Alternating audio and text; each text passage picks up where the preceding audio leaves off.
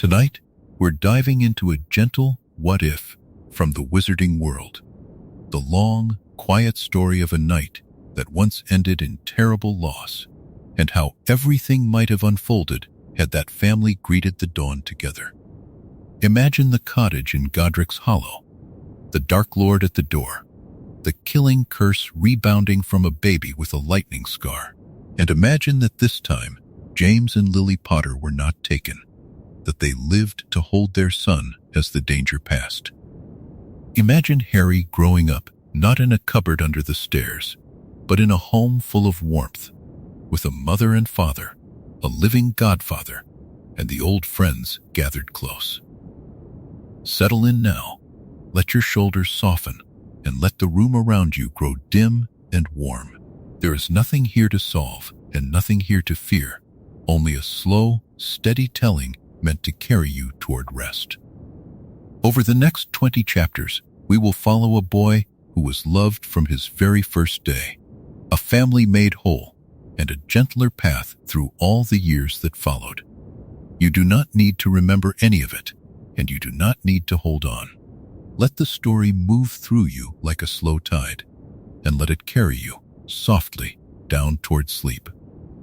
On the night of the 31st of October, in the year 1981, a thin autumn cold settled over the village of Godric's Hollow.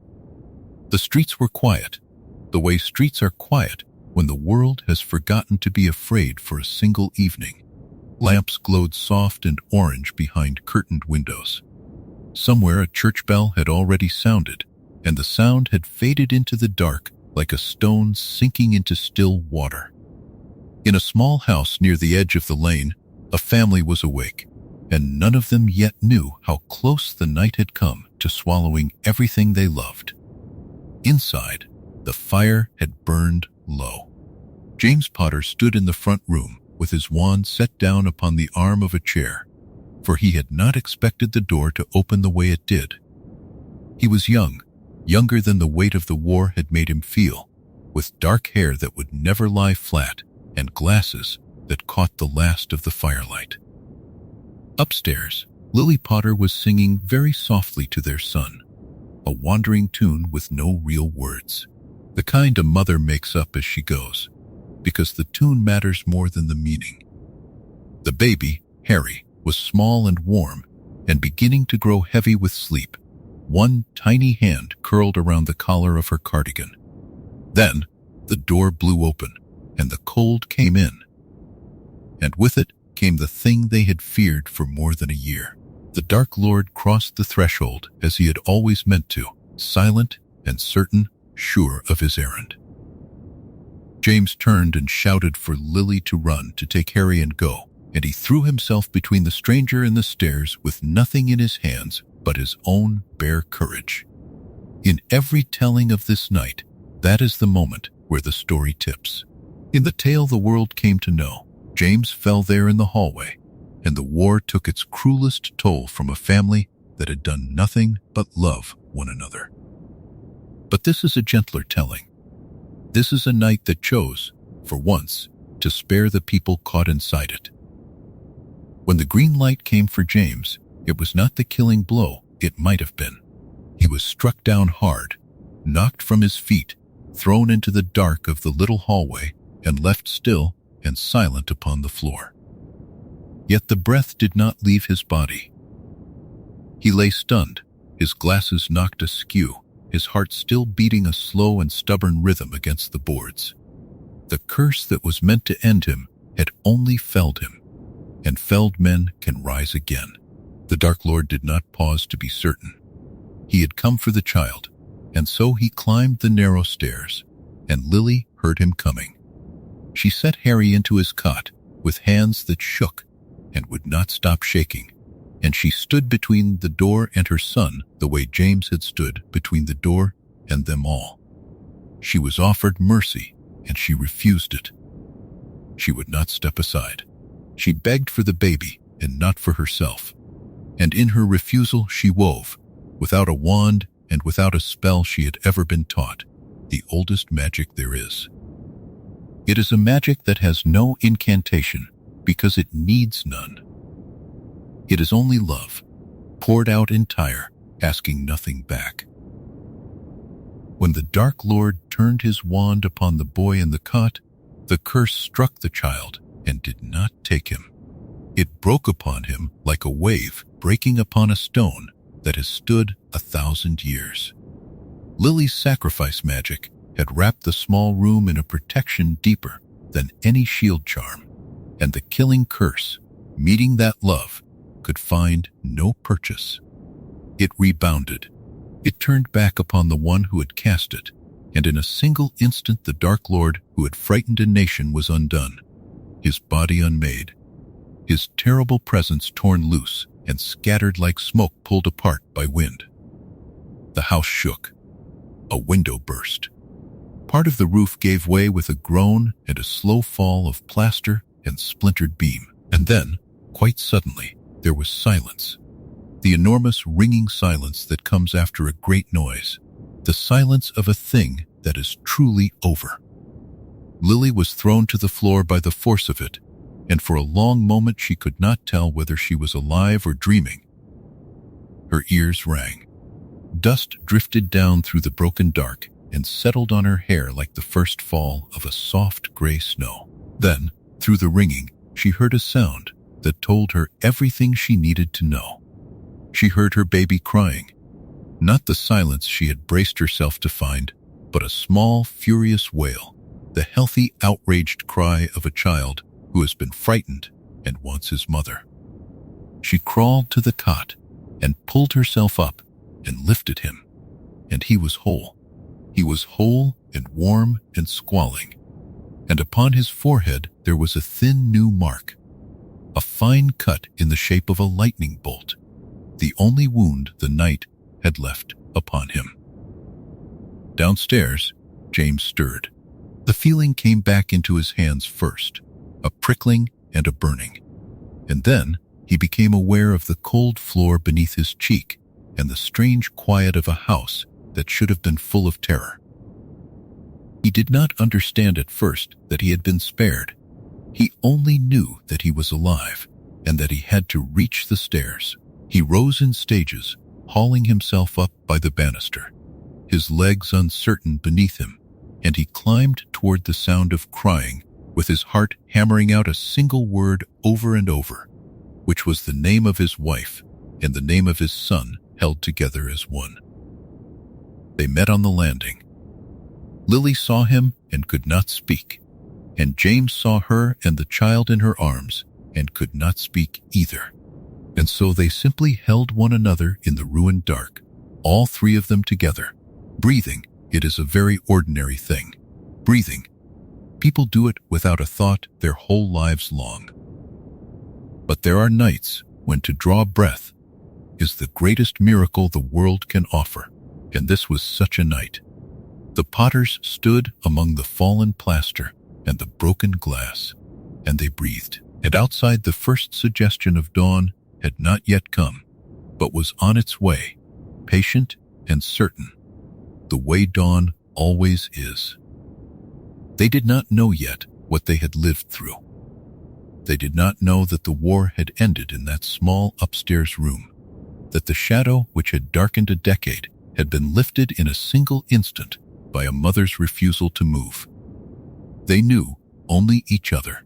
James held them both and pressed his face to Harry's soft hair, and Lily closed her eyes and let herself, for the first time in longer than she could remember, feel something that was not fear.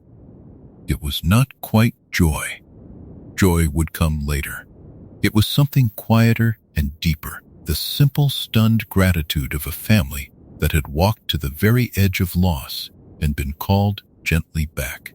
The village slept on around them, unaware.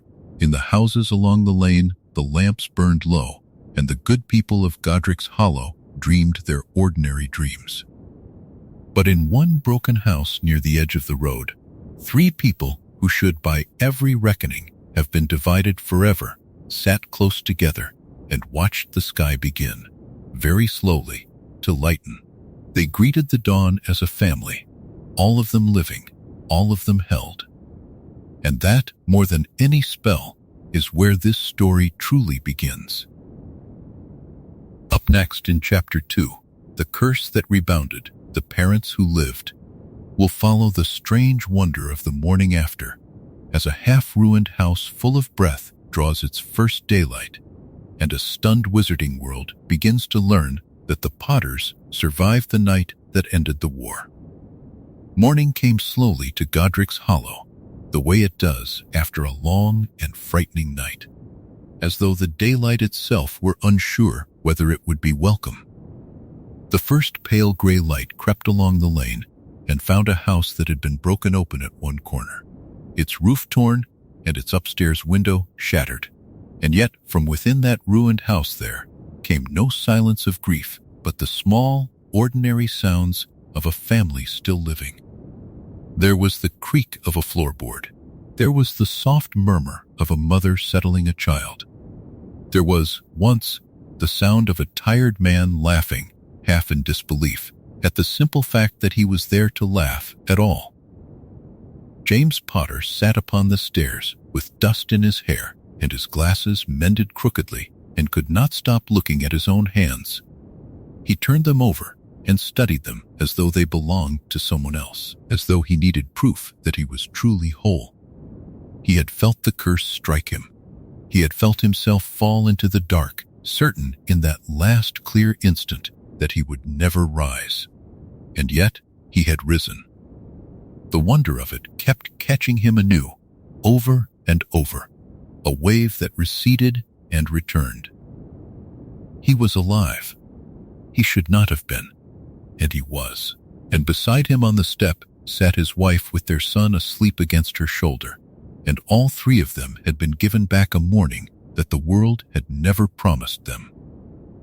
Lily could not yet bear to set the baby down. She held Harry close through the long, slow hours before the others came, and she traced with one gentle finger the thin new mark upon his forehead, the fine lightning line that would never quite fade. She did not fully understand what had happened in that upstairs room. She knew only that she had stood before the Dark Lord and refused to move, and that somehow her refusal had become a wall no curse could cross. She did not think of it as magic, though magic it certainly was, older and truer than anything written in any book. She thought of it only as love, and love was a thing she had in great supply, and so she held her son and let the wonder of the morning wash over her without asking it too many questions. Word travels quickly in the wizarding world, and it travels most quickly of all when the news is too large to be believed. Even before the sun had fully risen, the first of the Order of the Phoenix came hurrying down the lane, drawn by signals that had flared in the night, by charms and instruments that had told them something enormous had happened at the Potter's house. They came expecting the worst. They came braced for grief, their faces already set in the hard lines that grief demands, and they found instead a broken house full of breath, and a young family sitting together on the stairs, tired and dazed and utterly, impossibly alive. The first of them stopped in the doorway and could not speak. It was a strange and beautiful thing to watch relief arrive on a face that had prepared itself for sorrow. There was a moment of pure stillness, of not quite trusting the eyes, and then the stillness broke and the relief came flooding in, warm and disbelieving and near to tears. James was helped to his feet and clapped upon the shoulder and looked at as though he were a ghost who had kindly chosen to remain. Lily was folded into gentle arms, the baby between them. And around the little family, the friends who had feared to lose them gathered close. The story they slowly pieced together in that gray morning seemed hardly possible even as it was spoken aloud. The Dark Lord had come. The Dark Lord had cast the killing curse upon a child of little more than 1 year old, and the curse had turned. It had rebounded from the boy as though he were made of some substance no dark magic could touch, and it had struck its caster down, and the terrible presence that had ruled a decade of fear was simply gone. His body was destroyed. What remained of him if anything remained at all, had fled into the dark, formless, and broken. The war, which had cost so many so much, had ended in a single upstairs room, undone by a mother's love and a baby's unlikely survival. The wizarding world, when it woke that morning, did not know at first how to hold such news. For years the people had spoken of the Dark Lord in hushed voices, if they dared to speak of him at all. They had learned to expect the worst, to read every owl with a tightening of the heart, to count their friends each morning and be grateful for the ones who answered. Fear had become the ordinary weather of their lives. And now, without warning, the weather had changed. The shadow that had hung over everything was lifted, and the people hardly knew what to do with the sudden light. In quiet homes across the country, families who had never met the Potters wept for joy at the name and lifted their glasses and let themselves believe that the long dark was truly over. And through it all ran a second wonder, quieter than the first, but no less astonishing to those who understood magic.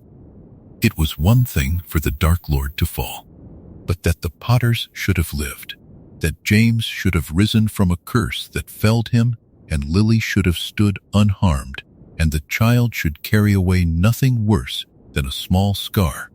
This was a thing that made the wise fall silent and think hard. There was a deep old magic at work here, they murmured among themselves, a protection woven from sacrifice freely offered, the sort of magic that the Dark Lord in all his cunning had never troubled to learn. He had spent his life studying the ways of death.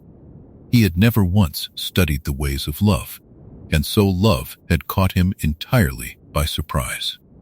By the time the sun stood clear above the rooftops, the house had been made safe. The broken roof was mended with a few murmured words. The shattered glass gathered itself back into the window frame. The dust was swept away, and the fire was coaxed back to life, and something warm was found for the young parents to eat, though neither of them had much appetite for anything but the sight of their child. Harry, for his part, slept through most of it. He was a baby, and babies do not know when they have altered the shape of history. He knew only that he was warm and held, and that the two voices he loved best in the world were near, and so he slept, and his small chest rose and fell, and the new mark upon his brow caught the light. They would not stay in the broken house much longer, though it would always be dear to them. There was too much to decide, too much care to take, too many friends who would want to see with their own eyes that the news was true. But for a little while that morning, they were allowed simply to sit in the quiet and be grateful.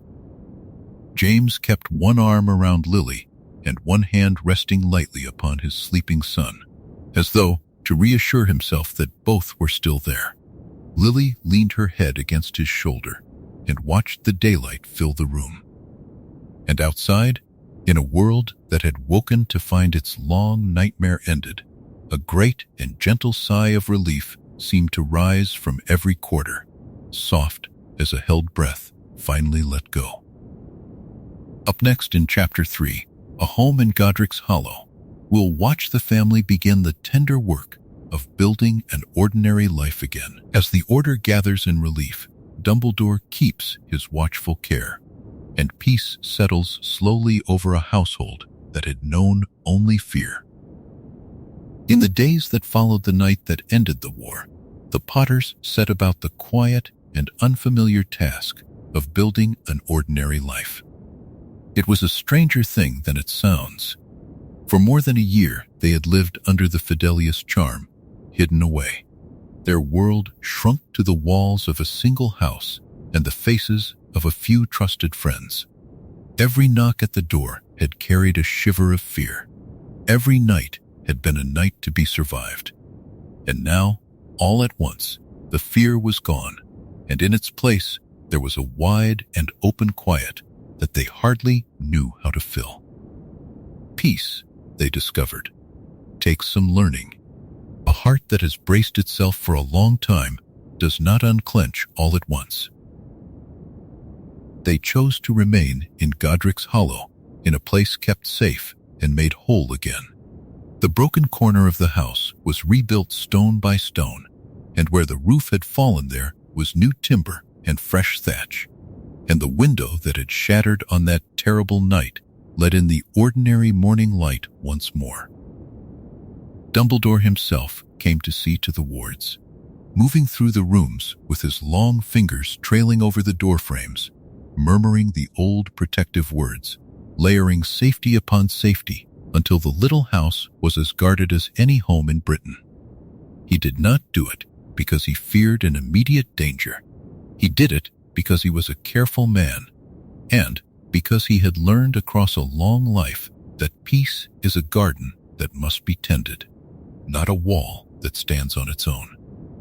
The Order of the Phoenix, which had gathered so many times in dread, gathered now in relief, and it was a wholly different thing.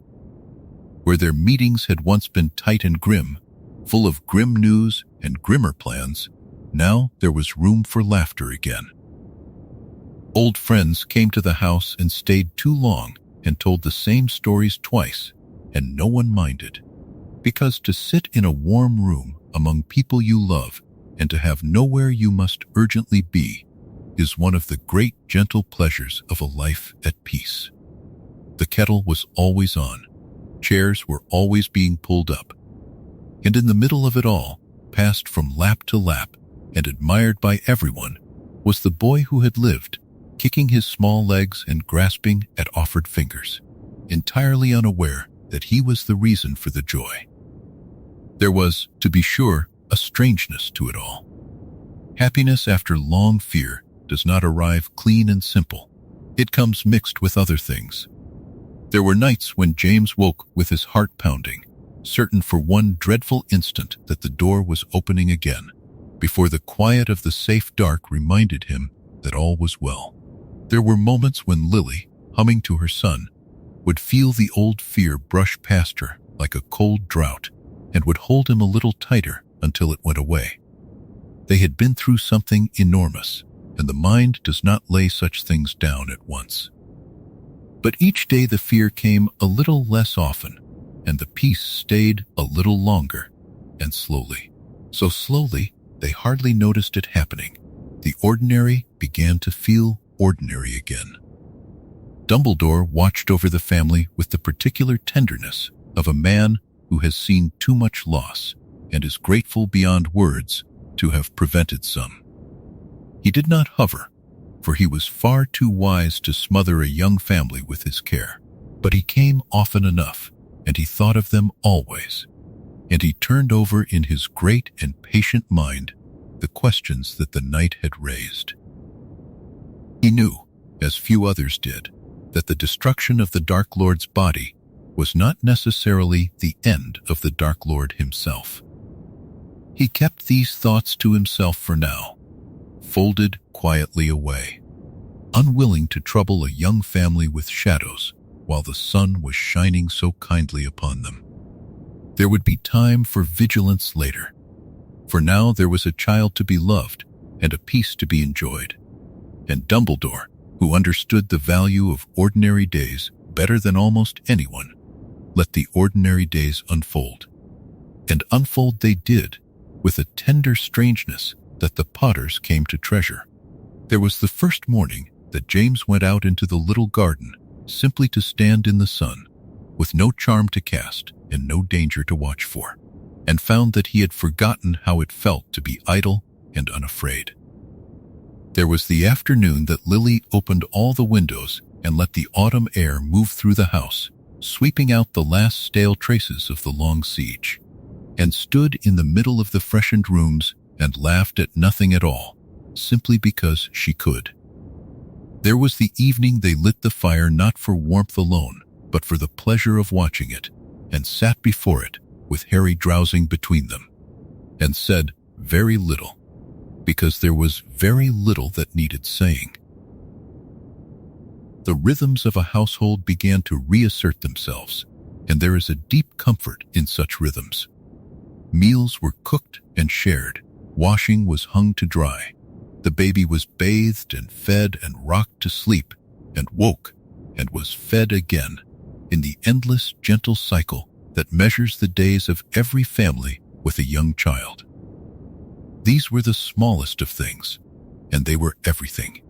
For a home is not built from great events, but from 1,000 tiny repetitions, the same tasks performed over and over with love until the repetitions themselves become a kind of music. The Potters, who had come so near to losing all of it, tasted every ordinary hour as though it were something rare, and in a sense it was. Friends came and went through the season. Sirius Black was there more often than not, filling the house with his laughter and his restlessness, unable to keep away from his godson for long. Remus Lupin came when he could, quieter, gentler, glad, beyond speaking to see his old friends whole. The house that had once been sealed against the world was open again, its doors swinging on friendly hinges, its rooms warmed by the coming and going of people who loved one another. And where once the arrival of a visitor had meant a spike of fear, now it meant only the pleasure of a familiar face, and the kettle and another chair pulled up to the table. As autumn deepened toward winter, the family settled ever more surely into their reclaimed life. The scar on Harry's forehead faded to a thin, pale line, noticed only by those who knew to look for it, and he grew as babies grow, in sudden, startling leaps, learning to sit and then to stand, and then to totter forward on unsteady legs into the waiting arms of a father who would never tire of catching him.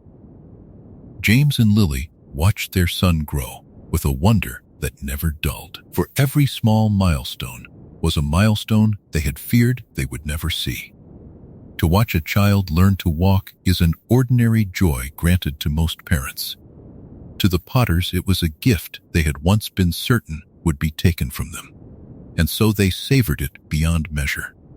Peace, they were learning, was not a single moment but a slow accumulation of gentle days.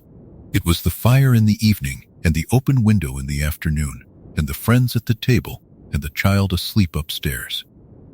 It was the absence of the thing they had feared, filled in, day by day, with the presence of the things they loved.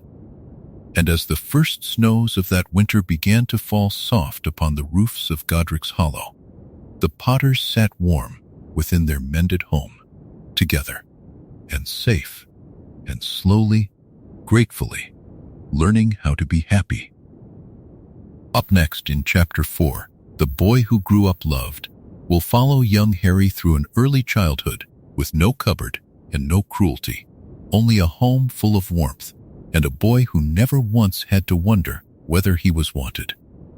There is a version of this story, told in another world, in which the boy with the lightning scar grew up in a narrow cupboard beneath a staircase, unloved and unwanted, made to believe for 11 long years that he was ordinary and unremarkable, and rather a bother to keep.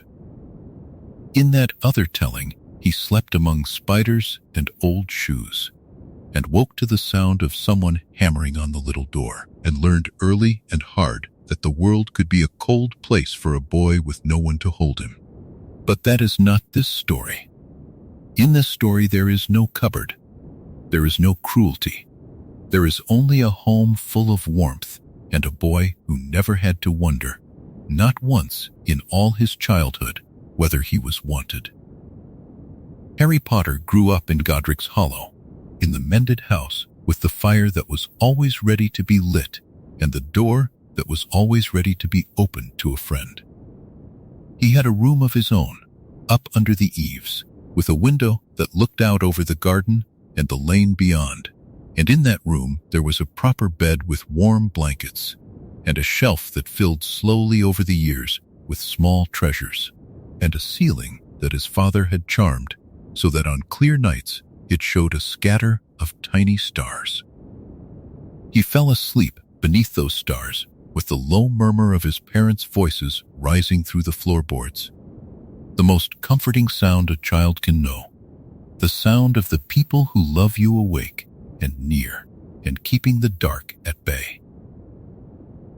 He was a cherished boy, and it showed in him the way it always shows in children who are loved. There was an ease about him, a certain openness, the unguarded way of a child who has never had reason to expect unkindness.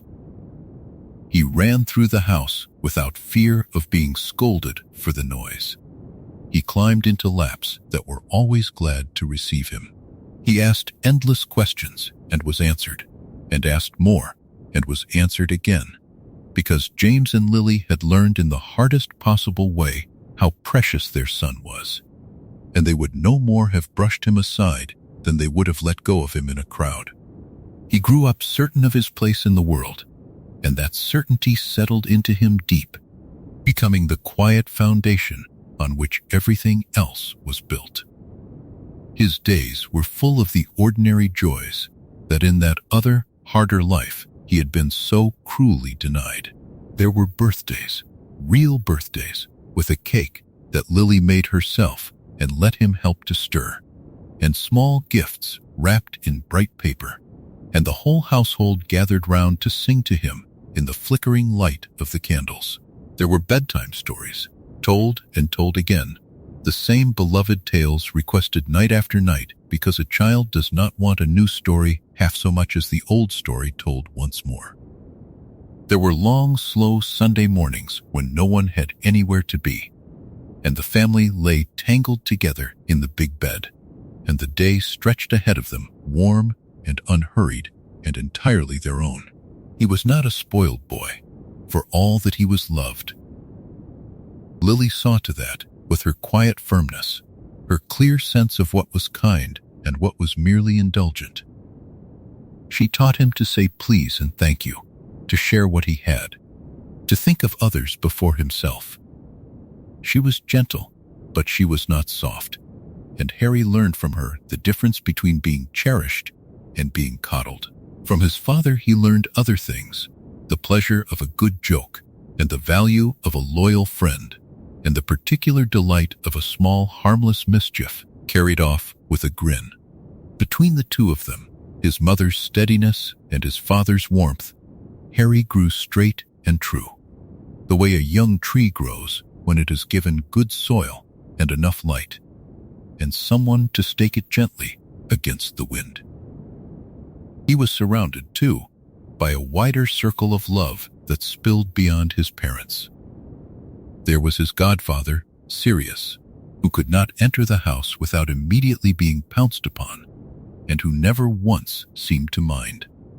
There was Remus, kind and quiet, who always seemed to know exactly which story a boy most wanted to hear.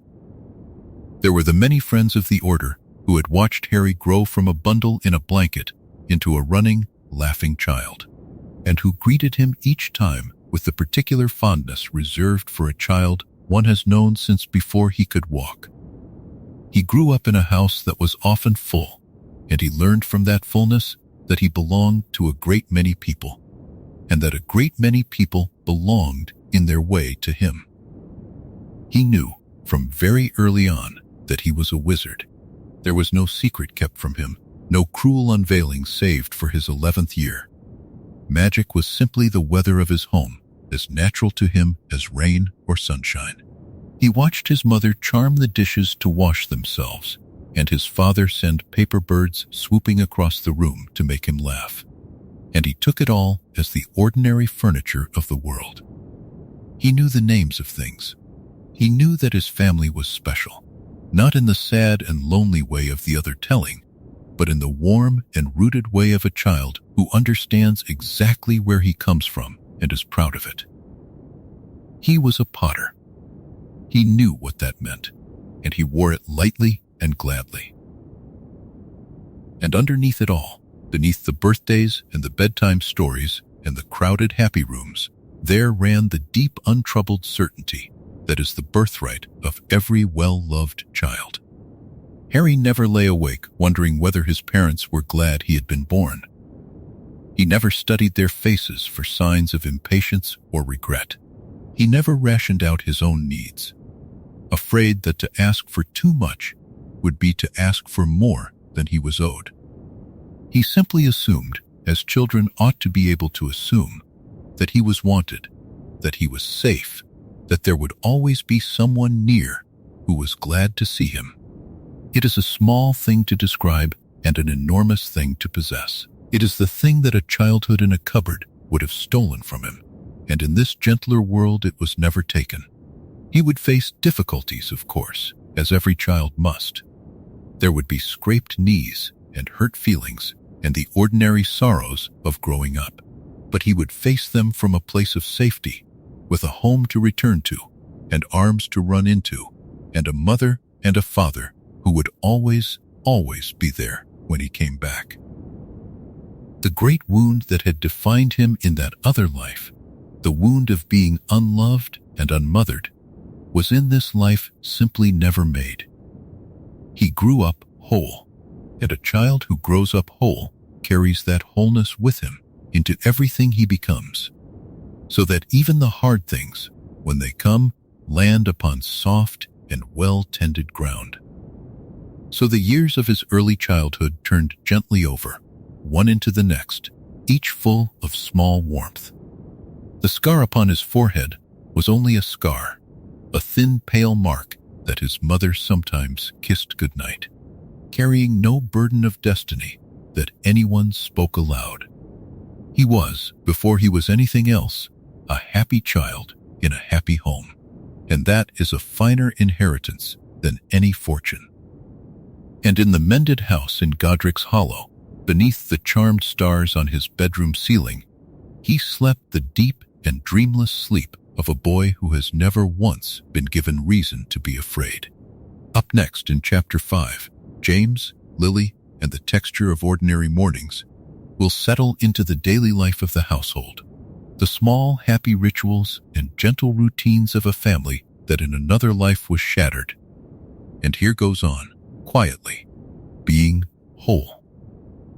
In this gentler telling of the tale, the mornings at Godric's Hollow arrived softly, the way a tide comes in without anyone deciding to watch for it.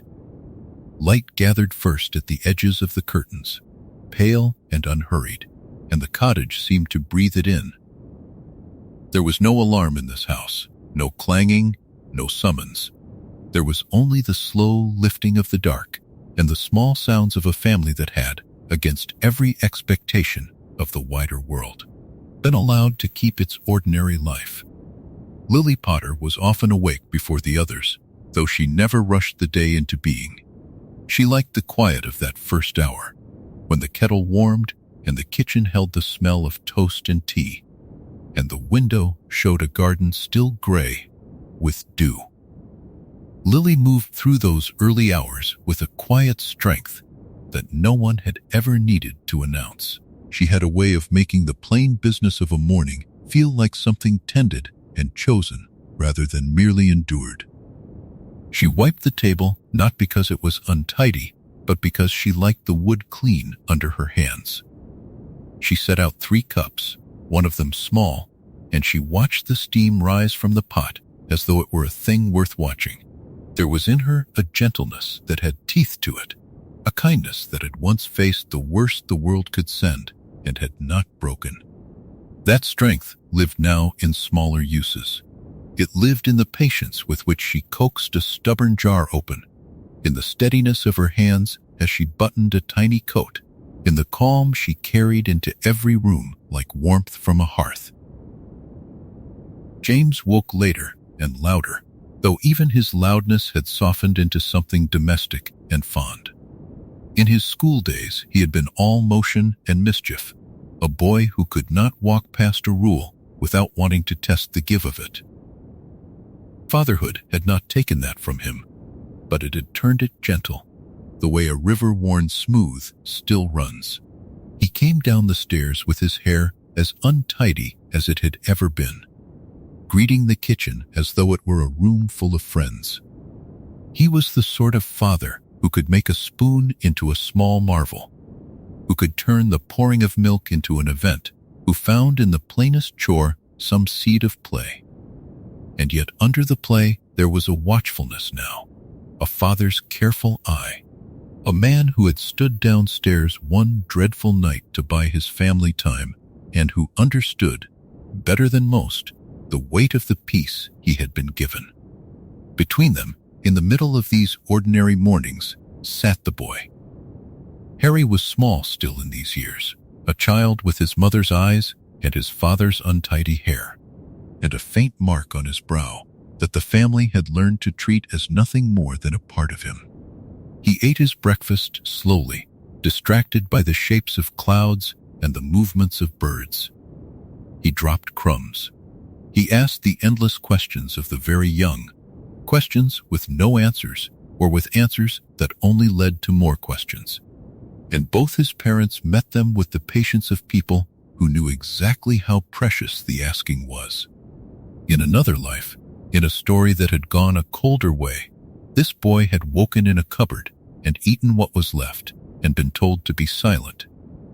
Here he woke in a bright small room, and the day belonged to him as much as to anyone. The house itself had its rituals, worn comfortable by repetition. There was the feeding of the small brown owl that came and went with the post. There was the drawing back of every curtain, one window at a time, so that the light entered the rooms in an order the family half remembered and half invented. There was the checking of the garden, where Lily grew herbs that did ordinary kitchen work and a few that did quieter magical ones, and where James had once tried to enchant the gnomes into politeness and had been soundly defeated by their stubbornness. These were not grand rituals. They were the small hinges on which a happy life turns. The repeated gestures that tell a child, without ever saying it aloud, that the world is safe and that he is held within it. There was music sometimes, an old wireless that crackled through wizarding tunes while Lily worked, and James would take up whatever nonsense verse the song offered and turn it into something sillier still. There was the ceremony of finding lost socks, of hunting down a missing shoe beneath the settee, of the boy being wrapped against the morning cold in a scarf far too long for him. There was the way James and Lily moved around each other in the narrow kitchen, a kind of unspoken dance learned over years, each anticipating the other, passing the butter before it was asked for, catching the cup before it tipped.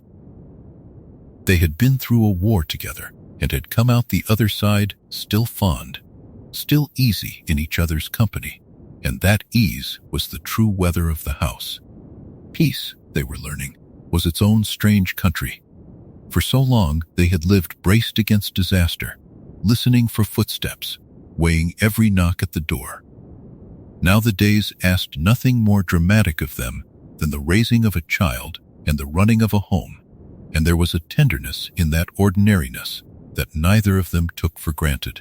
James would sometimes pause in a doorway and simply watch his wife and son at the table, and something would move across his face that was too full to name. Lily would sometimes rest a hand on the boy's warm head and feel the plain miracle of his breathing. They did not speak of these moments. They only lived inside them and let the mornings carry them forward.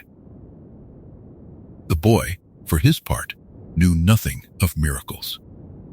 He knew only that his mother smelled of tea and clean linen, that his father's shoulders were the highest and safest place in the world, that the kitchen was warm and the toast was good, and the day was long and full of small adventures.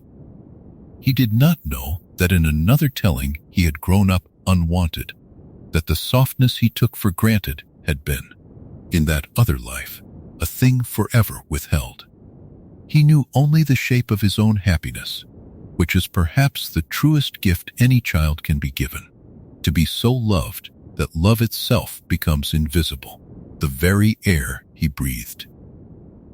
And so the mornings passed, each one much like the last, and each one entirely its own. The toast and the tea and the drawn curtains, the questions and the songs and the small warm hands. The war was over. The house stood whole.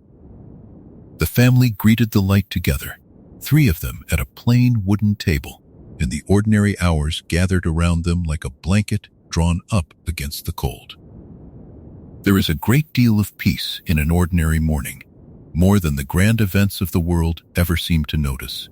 And in this house that peace had been earned twice over, once by suffering and once, now, by living.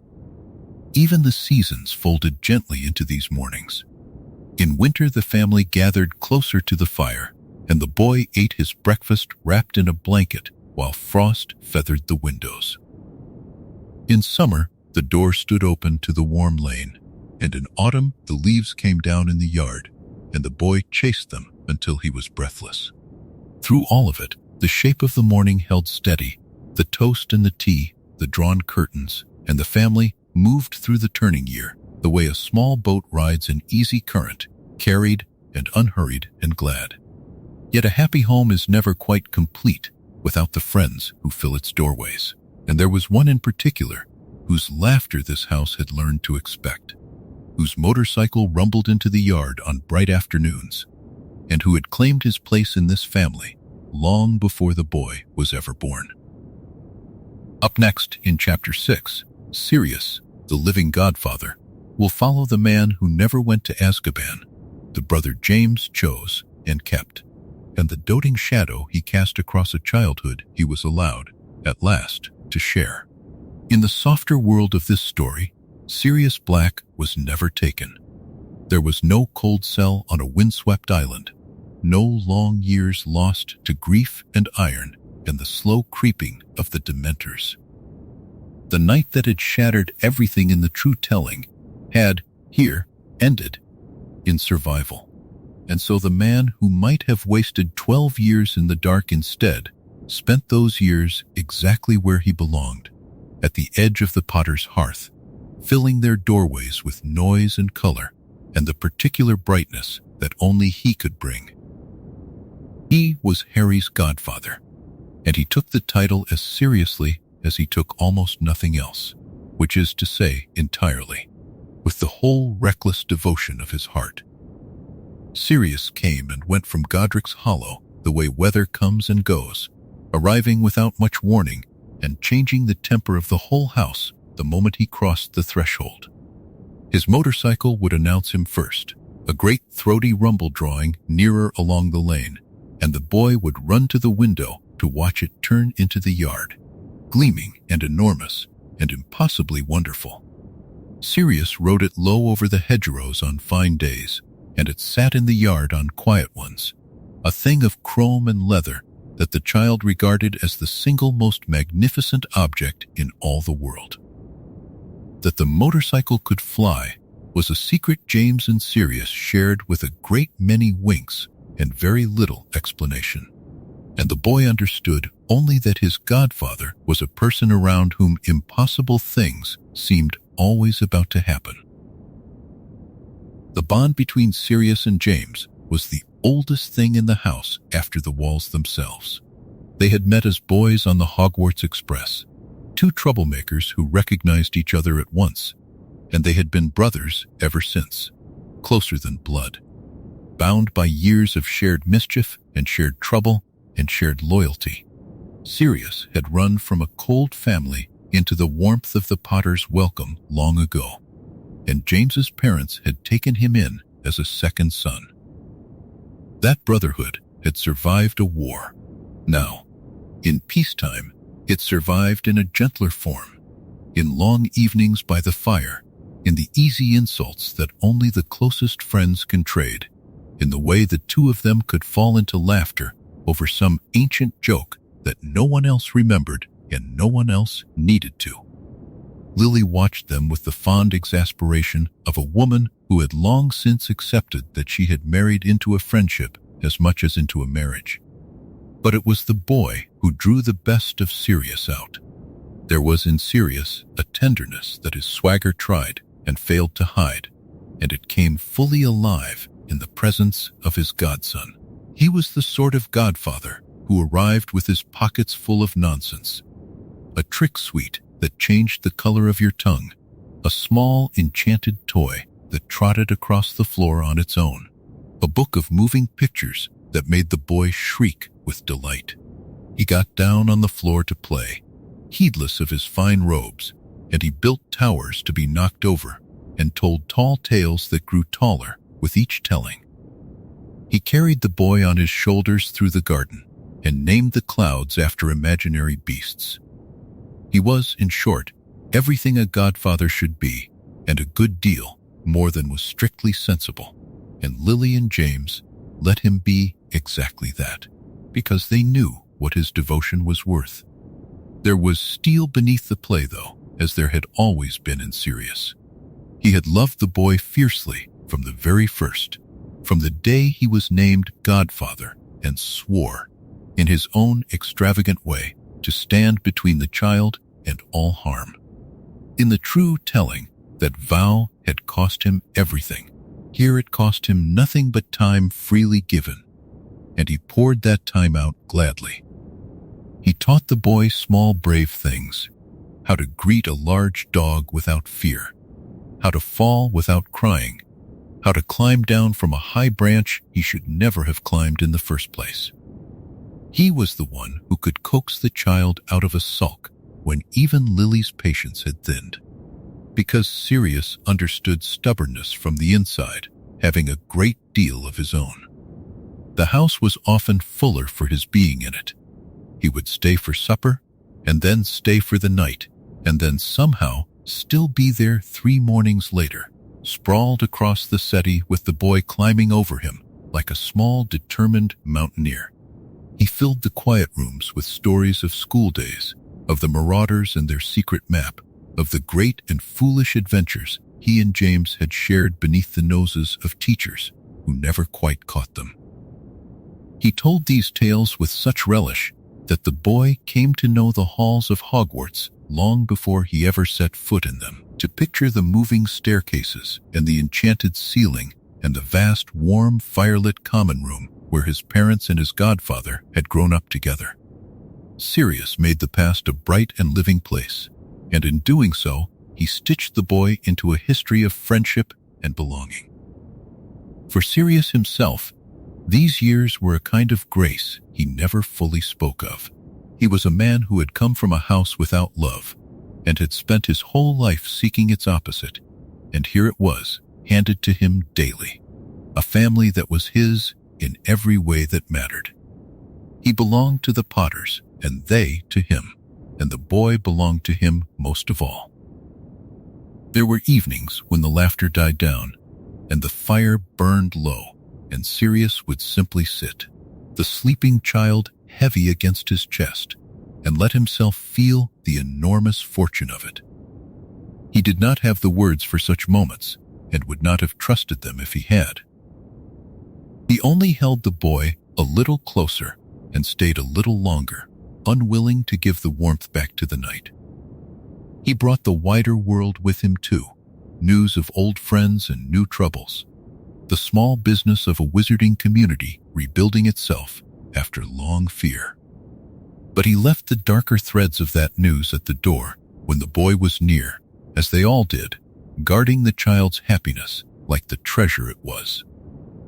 In Sirius, the boy had not only a godfather, but a companion, someone halfway between an uncle and an overgrown older brother, a person who took his childish concerns entirely seriously and his own dignity not at all. It was a rare and precious thing, and the boy, in the way of all children, took it as simply the ordinary shape of the world. So the motorcycle rumbled into the yard, and the laughter filled the doorways. And the godfather, who in another life had lost everything, sat instead at the Potter's table, whole and free and happy, watching his godson grow. There is a particular kind of joy in a promise kept, in a vow that is allowed to become a lifetime of small kindnesses rather than a single terrible sacrifice, and Sirius Black lived inside that joy for year after year, and never once took it for granted. He had a way, too, of turning the smallest outing into an adventure worth remembering.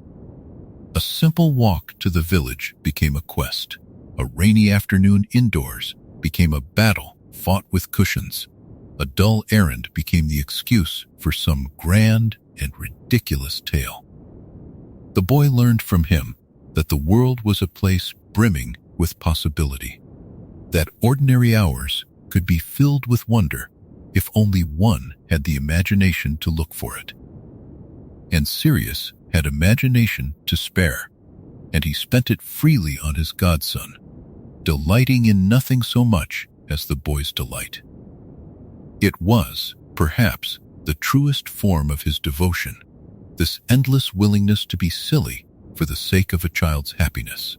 Yet Sirius was not the only friend who filled this warm house, nor the only one whose fate had turned kinder in the telling. There was another, quieter and older in spirit, a man of gentle scholarship and hidden sorrow, whose steady presence would come to mean as much to the boy as all the noise and motorcycles in the world. Up next in Chapter 7, Remus and the gentle marauders will gather the old friends close and follow the beloved uncle, whose kindness never wavered. In this kinder version of the story, the circle of old friends was never broken. The marauders, those 4 boys who had once ruled the corridors of Hogwarts with laughter and loyalty and a great deal of harmless trouble, had grown older without being torn apart. And chief among the friends who filled the Potter's home, quieter than Sirius but no less loved, was Remus Lupin, a man of worn cardigans and gentle eyes, who had claimed a permanent place in the boy's heart as his honorary uncle. Where Sirius arrived like weather, Remus arrived like the settling of evening, calm and welcome and unhurried, and the house always seemed to grow a little more thoughtful when he was in it. Remus had known hardship of a kind the others had been spared. He carried within him an old affliction, a monthly darkness that the moon still ruled, and he had spent his life learning to live gently alongside it. That long practice of endurance had given him a patience deeper than most people ever needed to find. He was the friend who listened, the one who remembered the small things, the one whose kindness never seemed to cost him effort even when, in truth, it cost him a great deal. In the true telling of the tale, loss and loneliness had worn him thin, but here, surrounded by friends who had lived, he was steadier, warmer, more whole than that other Remus had ever been allowed to be. To the boy, Uncle Remus was the keeper of quieter wonders. Where Sirius offered noise and speed, Remus offered books and patience and the low music of a good story told well. He was the one who could name the constellations from the garden on a clear night, tracing the shapes with a long finger while the boy leaned against him and tried to follow.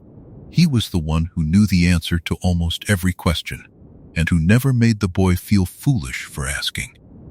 He read aloud with a soft and steady voice, giving each character its own manner, and the boy would fight sleep for as long as he could, simply to hear a little more. Until at last the words blurred, and the warmth of the reading carried him under. The old friends gathered often at Godric's Hollow, and when they did, the house filled with a particular richness, the deep comfort of people who have known one another all their lives. James and Sirius and Remus together were a marvel to behold, 3 grown men who became boys again in each other's company, trading the old jokes, reviving the old nicknames, laughing at stories the boy had heard a dozen times and loved a dozen times more. Lily presided over these gatherings with amused affection, the one steady adult among 3 overgrown schoolboys, though she too had her place in the old fondness, having watched these friends grow and having chosen to make her life among them. The evenings ran long and easy, and the boy would drift off to sleep to the sound of that laughter drifting up through the floorboards, the safest sound in all the world. There had been a 4th once, in the school days the friends spoke of. In the true and colder telling of the tale, one of the 4 had turned, had let fear and weakness lead him to a terrible betrayal, and the whole circle had been shattered by it. But this is a gentler story, and here that wound was never dealt. Whether the danger was seen in time and turned aside, or whether that weaker heart was simply never given the chance to break, the circle remained whole and warm. The betrayal that had cost the true Potters their lives was, in this telling, a thing that never came to pass, and so the friendship endured unbroken, without the shadow of that grief falling across it. The boy grew up knowing only a circle of loyal uncles, a web of grown friendship spun tight and strong around his childhood. Remus, for his part, found in this whole and happy household a healing he had never dared hope for.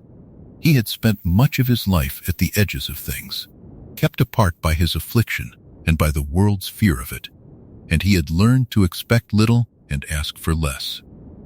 But the Potters asked nothing of him except his company, and gave him everything: a chair by the fire, a place at the table, a small boy who ran to him without a shred of fear and called him Uncle.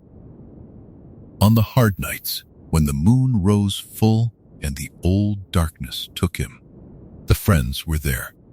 James had learned long ago to keep him company through those nights in ways that eased them, and the burden that Remus had once carried alone, he now carried among friends who refused to let him bear it by himself. There is no medicine for such an affliction, but there is companionship, and companionship is a great deal. The boy did not understand the shape of his uncle's struggle, not yet, and the grown-ups guarded him gently from what he was too young to know. He knew only that sometimes Uncle Remus was tired and pale and needed to rest, and that on those days one was quiet and brought him things and did not pester him for stories. And the boy did these small kindnesses without being asked, because he loved his uncle, and because a child raised in a house full of care learns to give it back almost without noticing. In this way, the gentleness of the household flowed in every direction at once, the grown friends caring for one another, and the child learning care by living inside it. There were outings, too, in the fond and ordinary way of families with many uncles. Remus took the boy on long walks and taught him to move quietly enough to see the wild things that scattered from noisier feet. He showed him how to press leaves flat between the pages of a heavy book, how to tell a good chestnut from a hollow one, how to sit still long enough for the world to forget you were there and go on with its small business all around you. These were quiet pleasures, and the boy learned to love them, learned that not all wonder is loud, that some of the best of life is found in patience and attention and the company of someone who is glad to be with you. So the gentle marauders grew older together, unbroken and unhurried, and the boy grew up in the shelter of their friendship. He had a father who played, and a godfather who roared, and an uncle who read to him in the lamplight, and around him a whole web of grown affection that had survived a war and come out the other side intact. There is a great strength in a circle of old friends, a warmth that no single person can give alone, and the boy was raised in the very heart of it, wrapped in a loyalty that had been forged before he was ever born, and that would, in this kinder telling, never once be betrayed.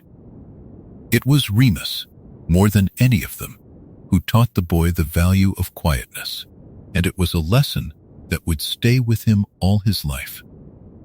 Sirius could show him how to be brave, and his father could show him how to laugh, but it was his gentle uncle who showed him how to be still, how to sit with a book on a rainy afternoon and let the hours pass without hurry, how to notice the small beauty in things that louder people rushed past. Remus had learned patience in a hard school, and he passed on the gentler fruits of that learning without ever naming the cost.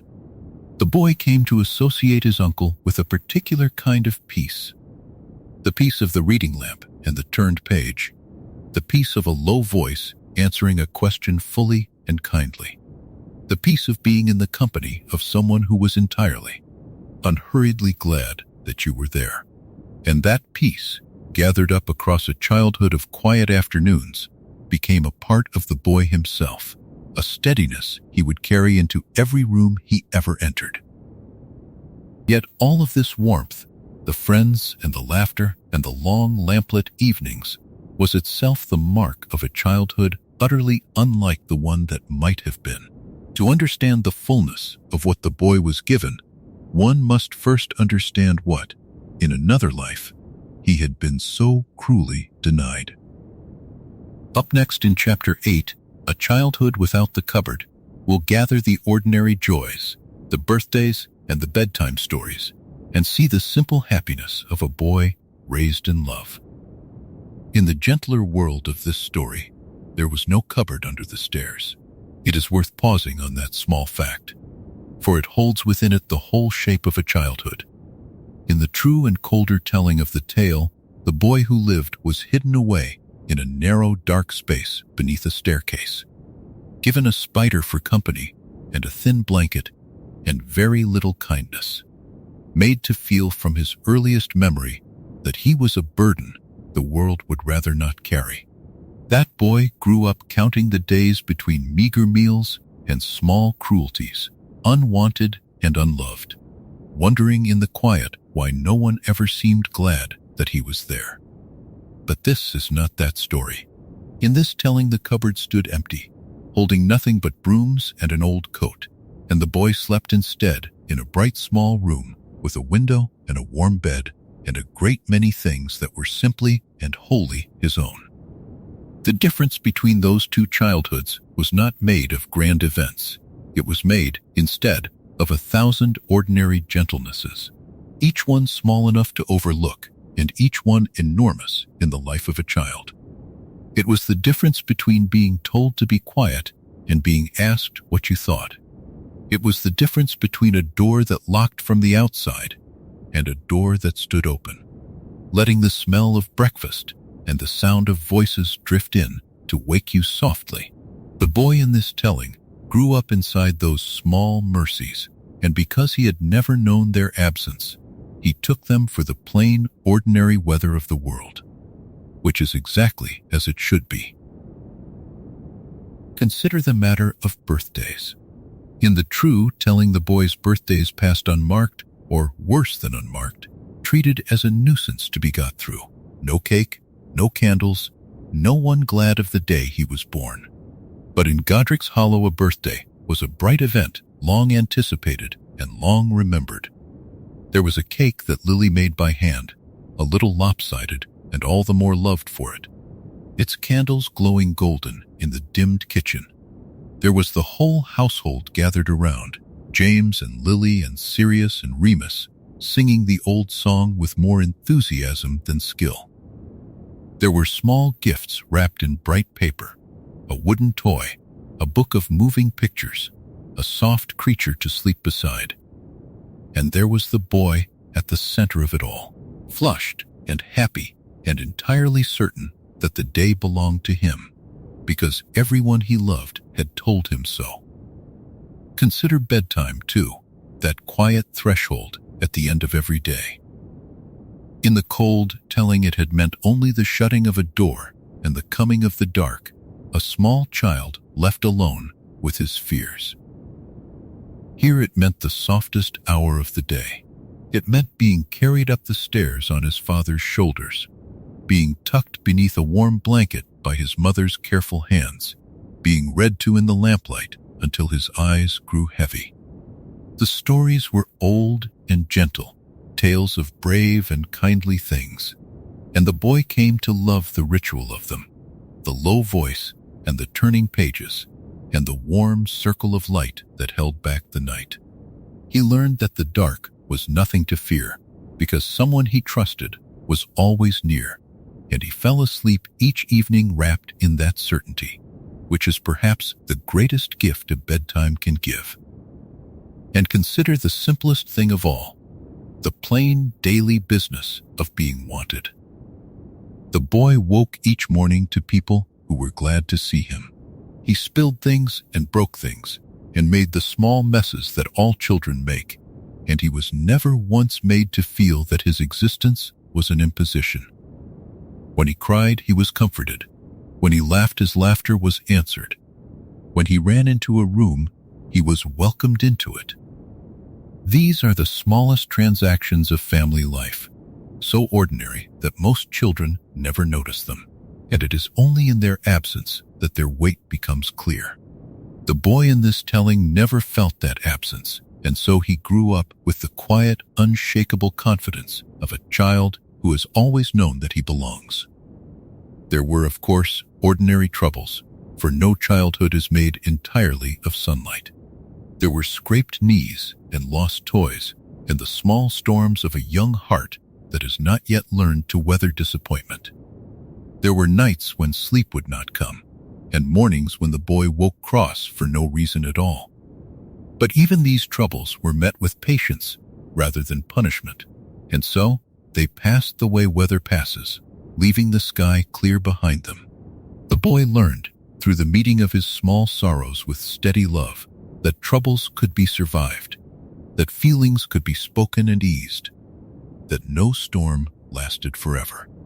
It was a lesson the cupboard could never have taught, and it settled into him as bone deep as anything he ever learned. He was, in the end, simply allowed to be a child. That is the plainest way to say it, and perhaps the truest. He was not a burden pressed into service, not a secret to be hidden, not a problem to be managed.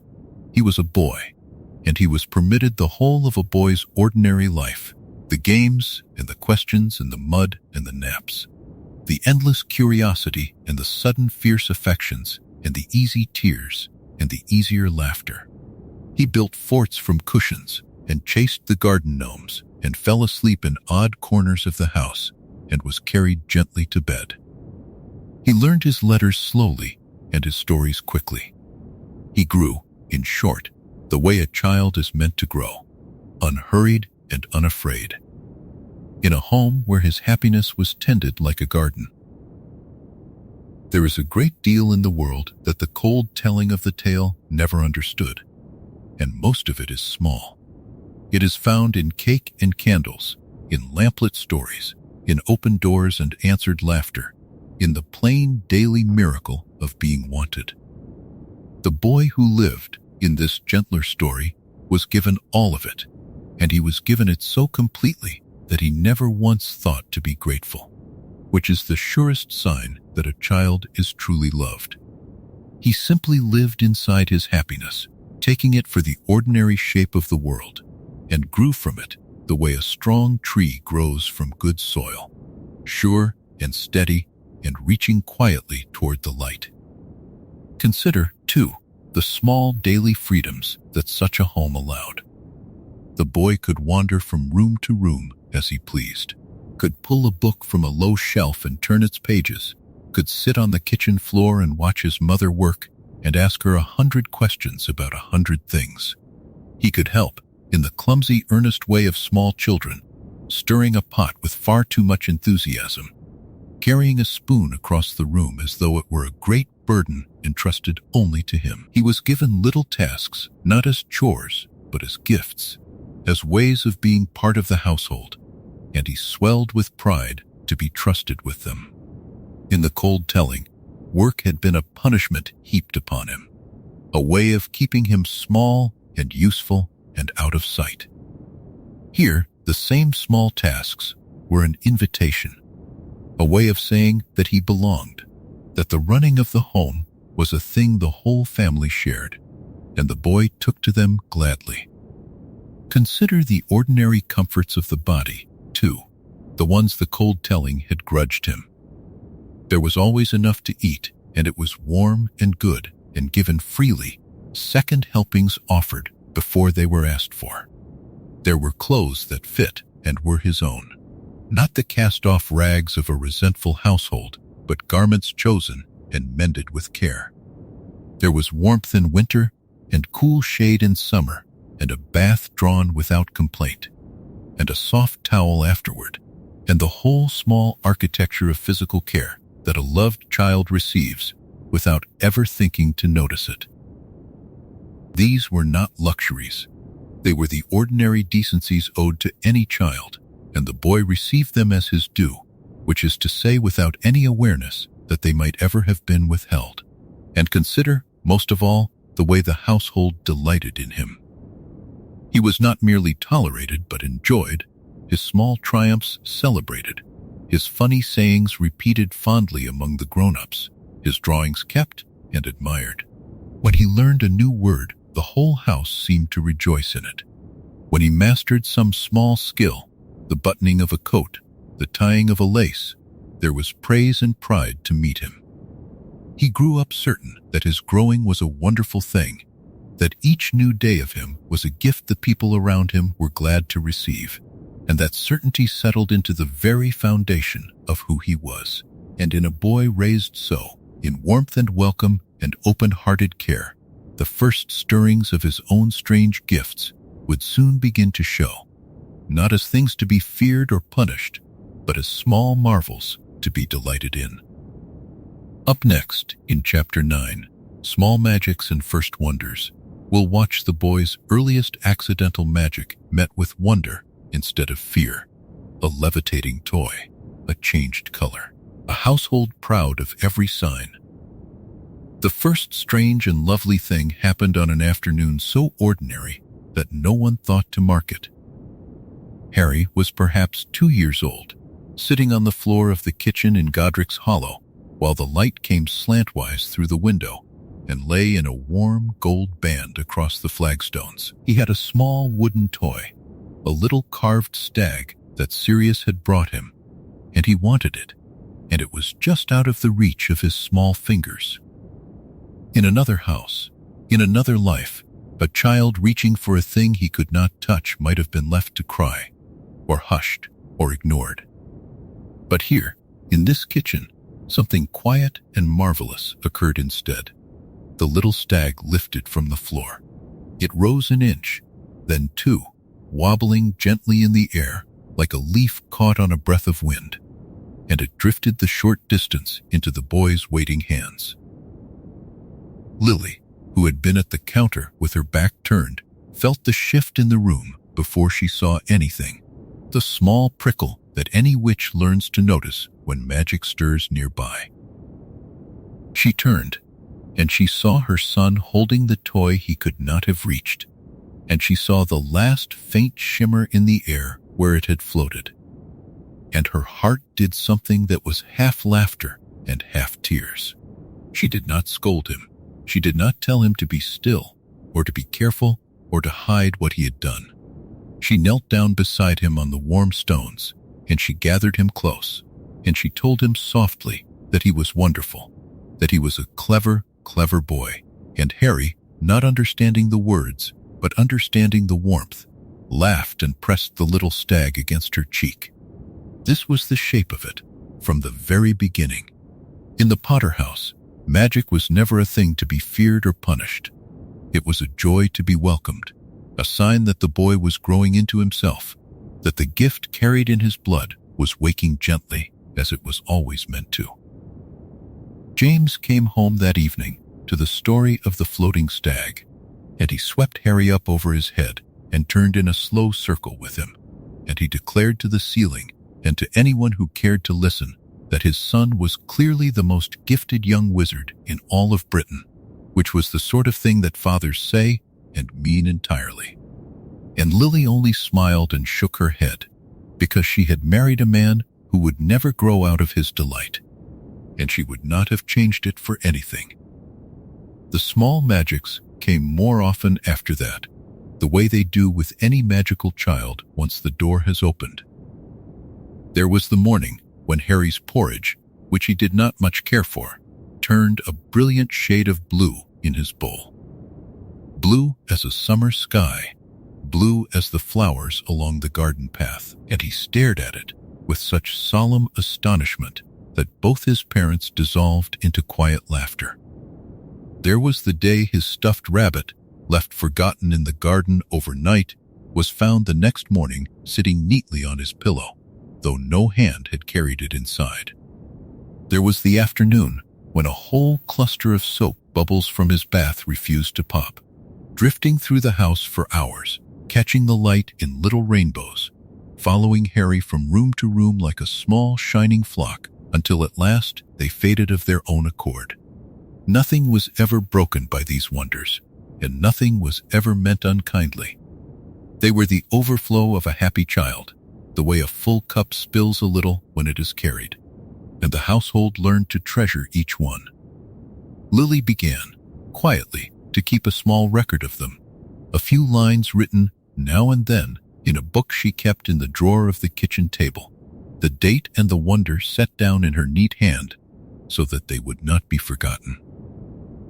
The blue porridge, the bubbles, the stag that flew.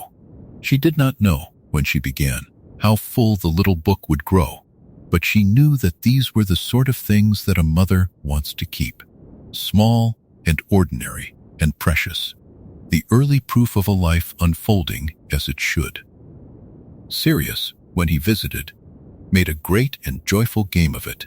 He would set some little treat on a high shelf, just to see whether his godson might coax it down.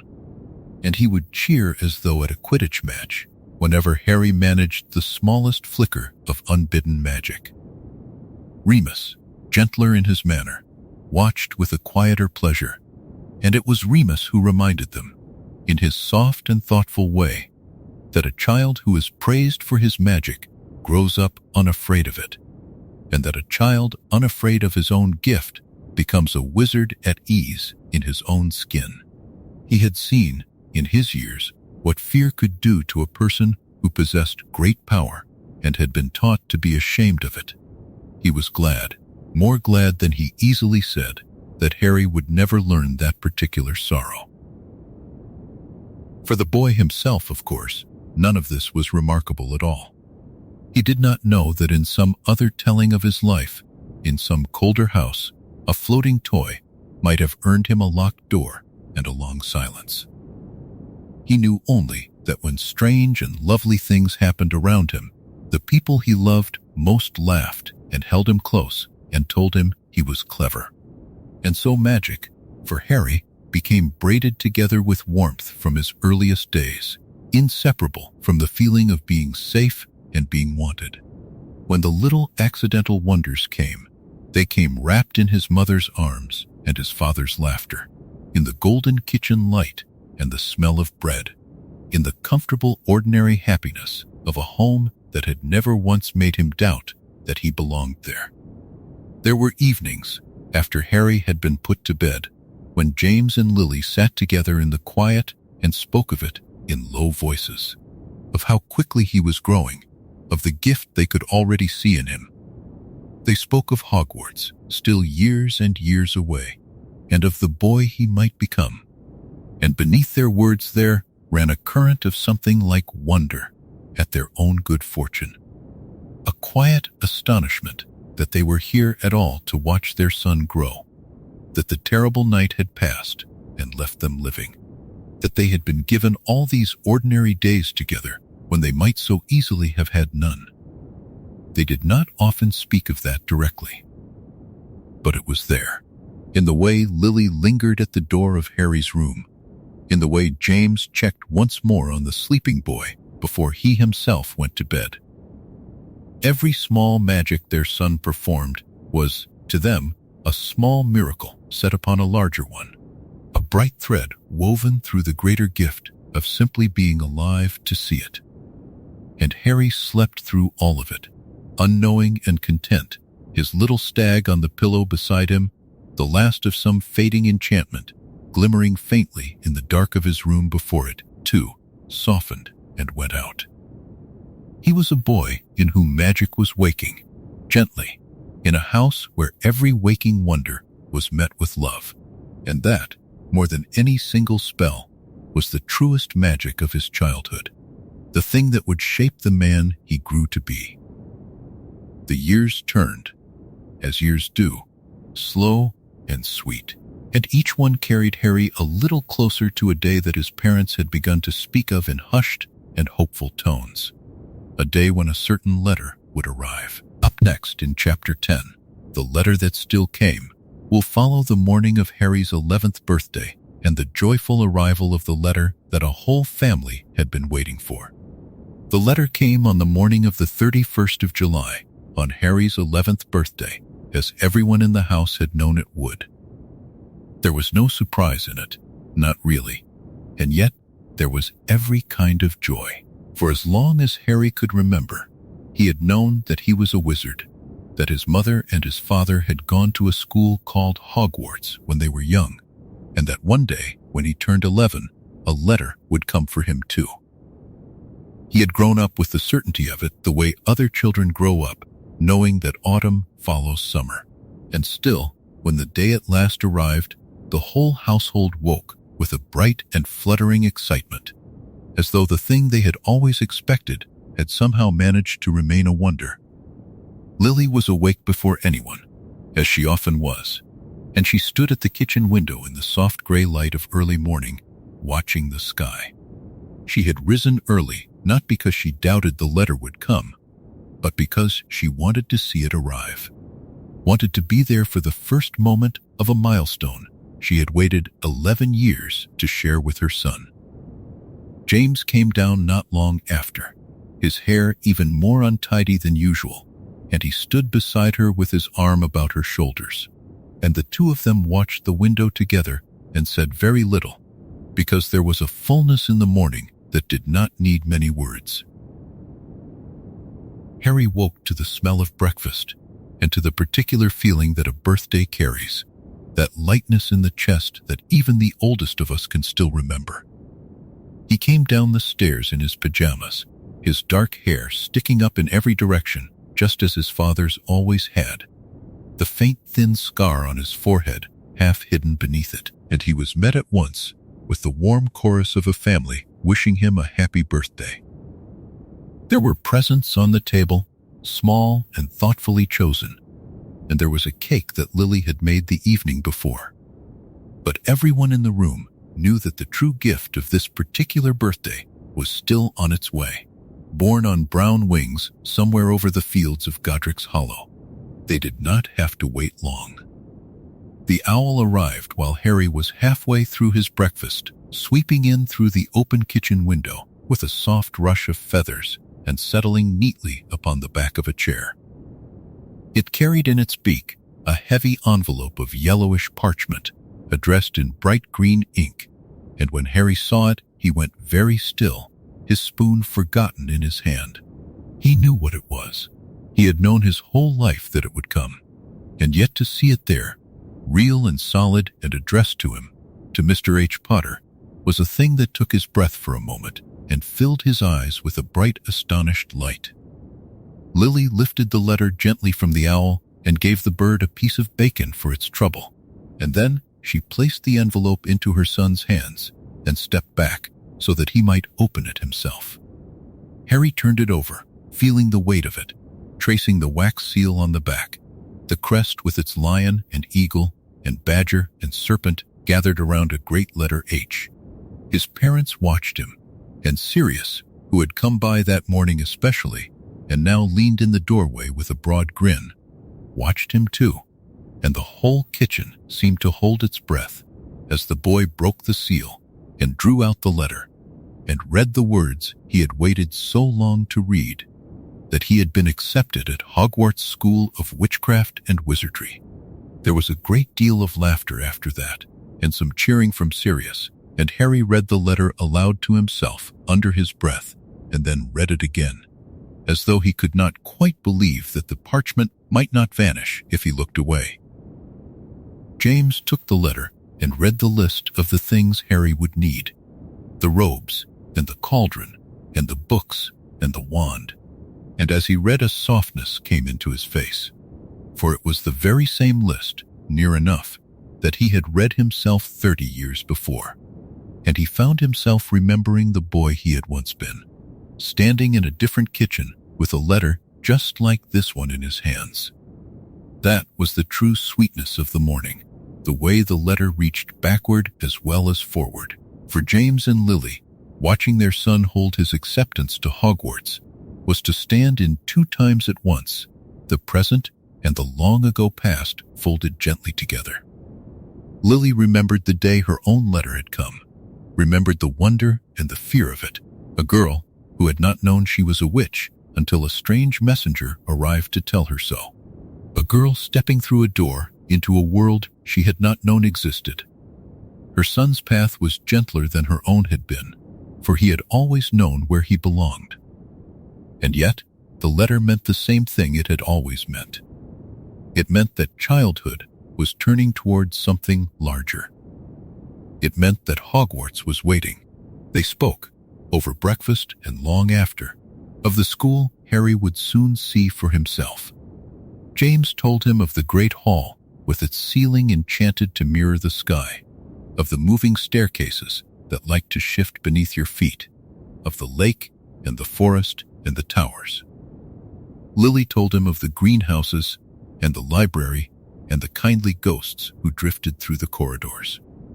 Sirius told him, with a wicked glint in his eye, of certain corridors best avoided and certain secret passages best discovered, until Lily gave him a look that suggested her son might learn quite enough mischief without help, and Sirius only laughed and promised nothing. And Harry listened to all of it, wide-eyed, storing every word away. A boy, standing at the edge of the world his parents had always come from and had always loved. The letter was set in a place of honor on the mantelpiece that day, propped up where everyone could see it, the green ink catching the light. And that evening, when the birthday had run its happy course and the cake was gone and the presents opened, Harry lay in his bed and looked at the ceiling and thought about the school he would go to in September. He was not afraid, not truly. He had grown up loved and unafraid, and he carried that lack of fear into the great change ahead of him, the way a traveler carries a warm cloak into cold weather. He knew his parents would be there to see him off. He knew he would come home for the holidays. He knew, above all, that whatever Hogwarts might hold, he did not go toward it alone. And downstairs, Lily took out her small book from the drawer of the kitchen table, the one in which she had written down all the little wonders of her son's childhood, the blue porridge and the floating stag and the bubbles that would not pop.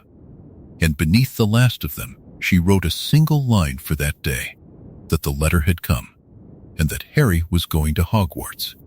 It was not a small magic like the others.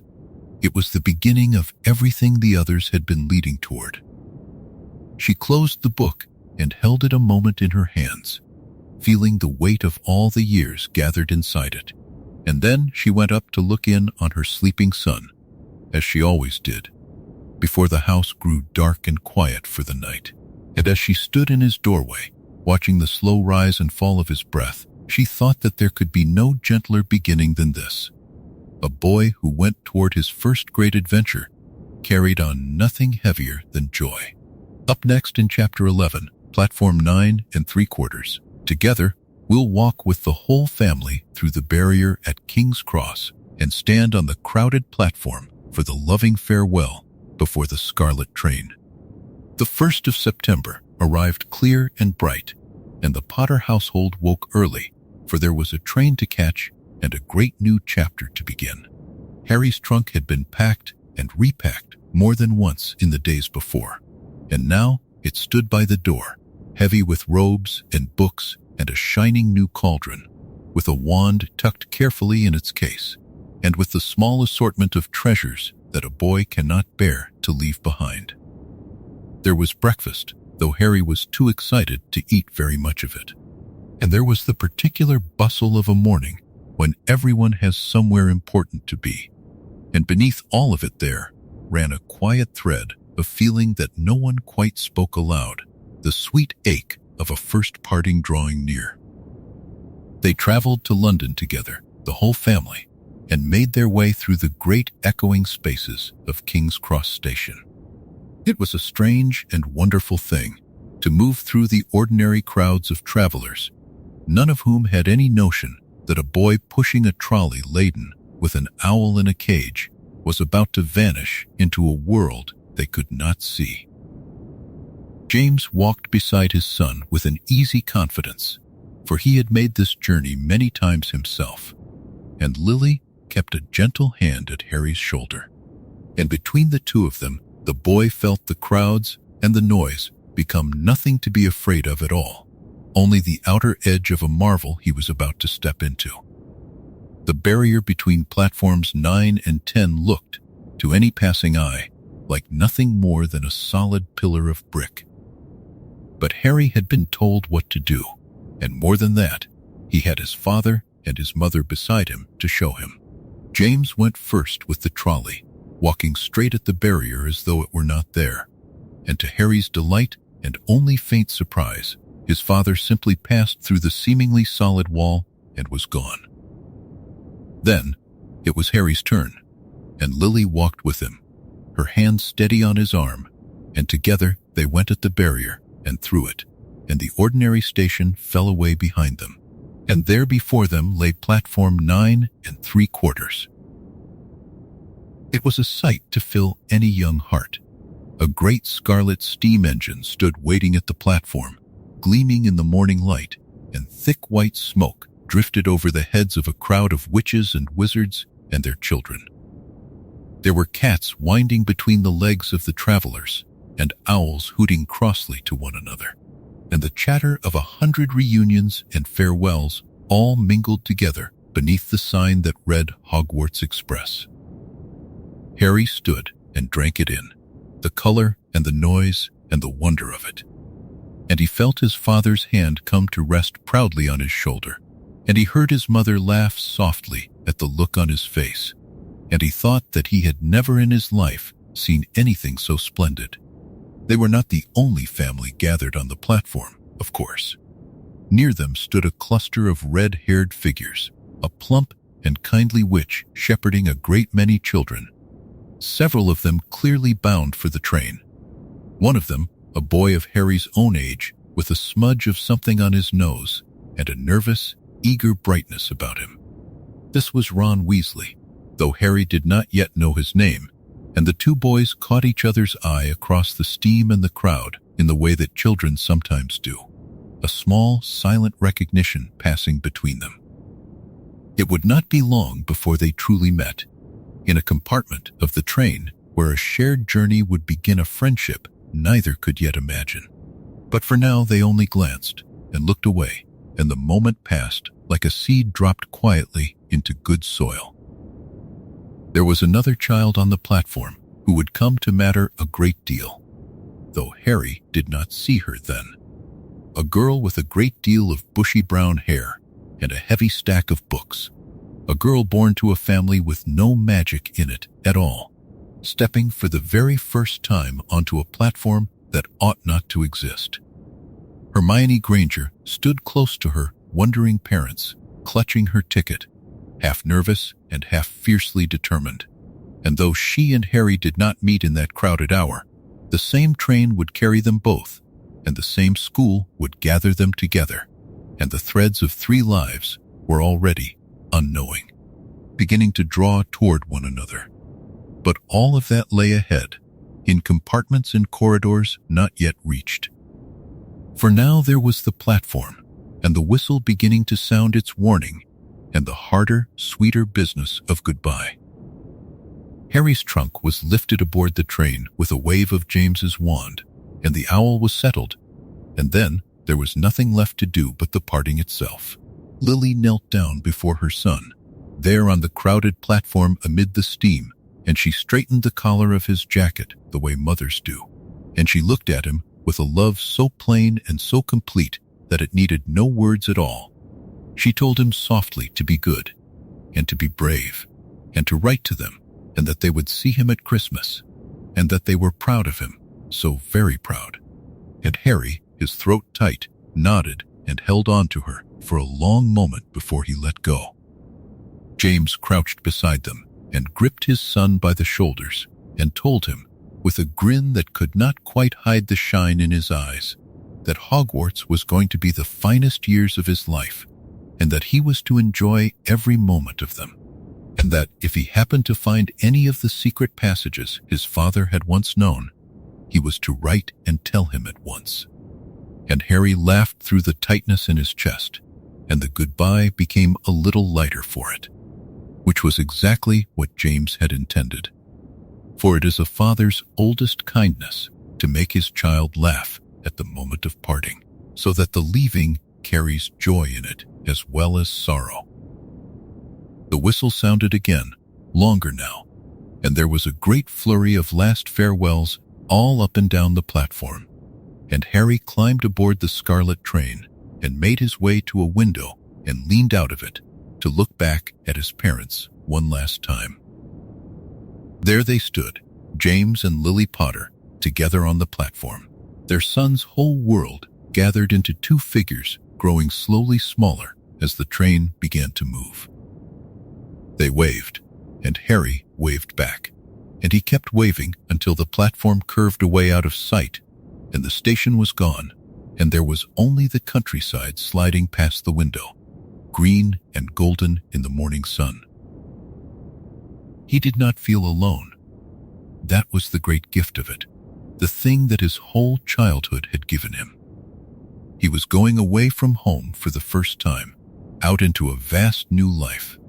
And yet, he carried his home with him the way one carries the warmth of a fire long after leaving the hearth. He knew that his parents stood behind him, whole and living and proud. He knew there was a place he would return to, and people who would be waiting. And so he turned from the window at last, this boy raised in love, and went to find a seat upon the train that was carrying him toward Hogwarts, and toward all the friendships and wonders that waited there for him. The corridor of the train swayed gently beneath his feet, and the sunlight fell warm through the windows. And somewhere ahead of him, a compartment door stood open, waiting for a friendship that would last the whole of his life. Up next, in Chapter 12, Sorted with Family Watching, we'll follow Harry through the great doors of the castle to the sorting hat, and the long Gryffindor tables where his mother and father once sat. The train carried Harry north through the long afternoon, out of the soft green of the south and into wilder country, past mountains and glittering lochs, until at last the sky went dark and the windows filled with stars. When the train slowed and stopped at the little station of Hogsmeade, the first-year students were called down onto the platform and led away from the older pupils by a great and gentle giant of a man named Rubeus Hagrid, who carried a lamp that swung a warm circle of light through the darkness. He gathered the small, nervous crowd of 11-year-olds around him and led them down a steep and narrow path toward the edge of a wide black lake, and there, across the water, they saw it for the first time. Hogwarts Castle stood high upon its cliff on the far shore, its many windows glowing gold against the night sky, its towers rising into the dark, and a hush of wonder fell over every child who saw it. They crossed the lake in a little fleet of boats that glided of their own accord over the smooth black water, and Harry sat with his eyes fixed on the castle drawing nearer and nearer, and he thought of his mother and his father, who had crossed this same lake in boats just like these when they were his age. He had grown up on their stories of this place, and now here it was, real and towering and alight, and the feeling in his chest was not fear, but a deep and settled sense of homecoming, as though he were arriving somewhere he had always in a way belonged. Beside him in the boat sat Ron Weasley, whom he had met on the train and already counted a friend. And the two boys looked up at the castle together and said very little, for there are sights that leave even the most talkative of children quiet.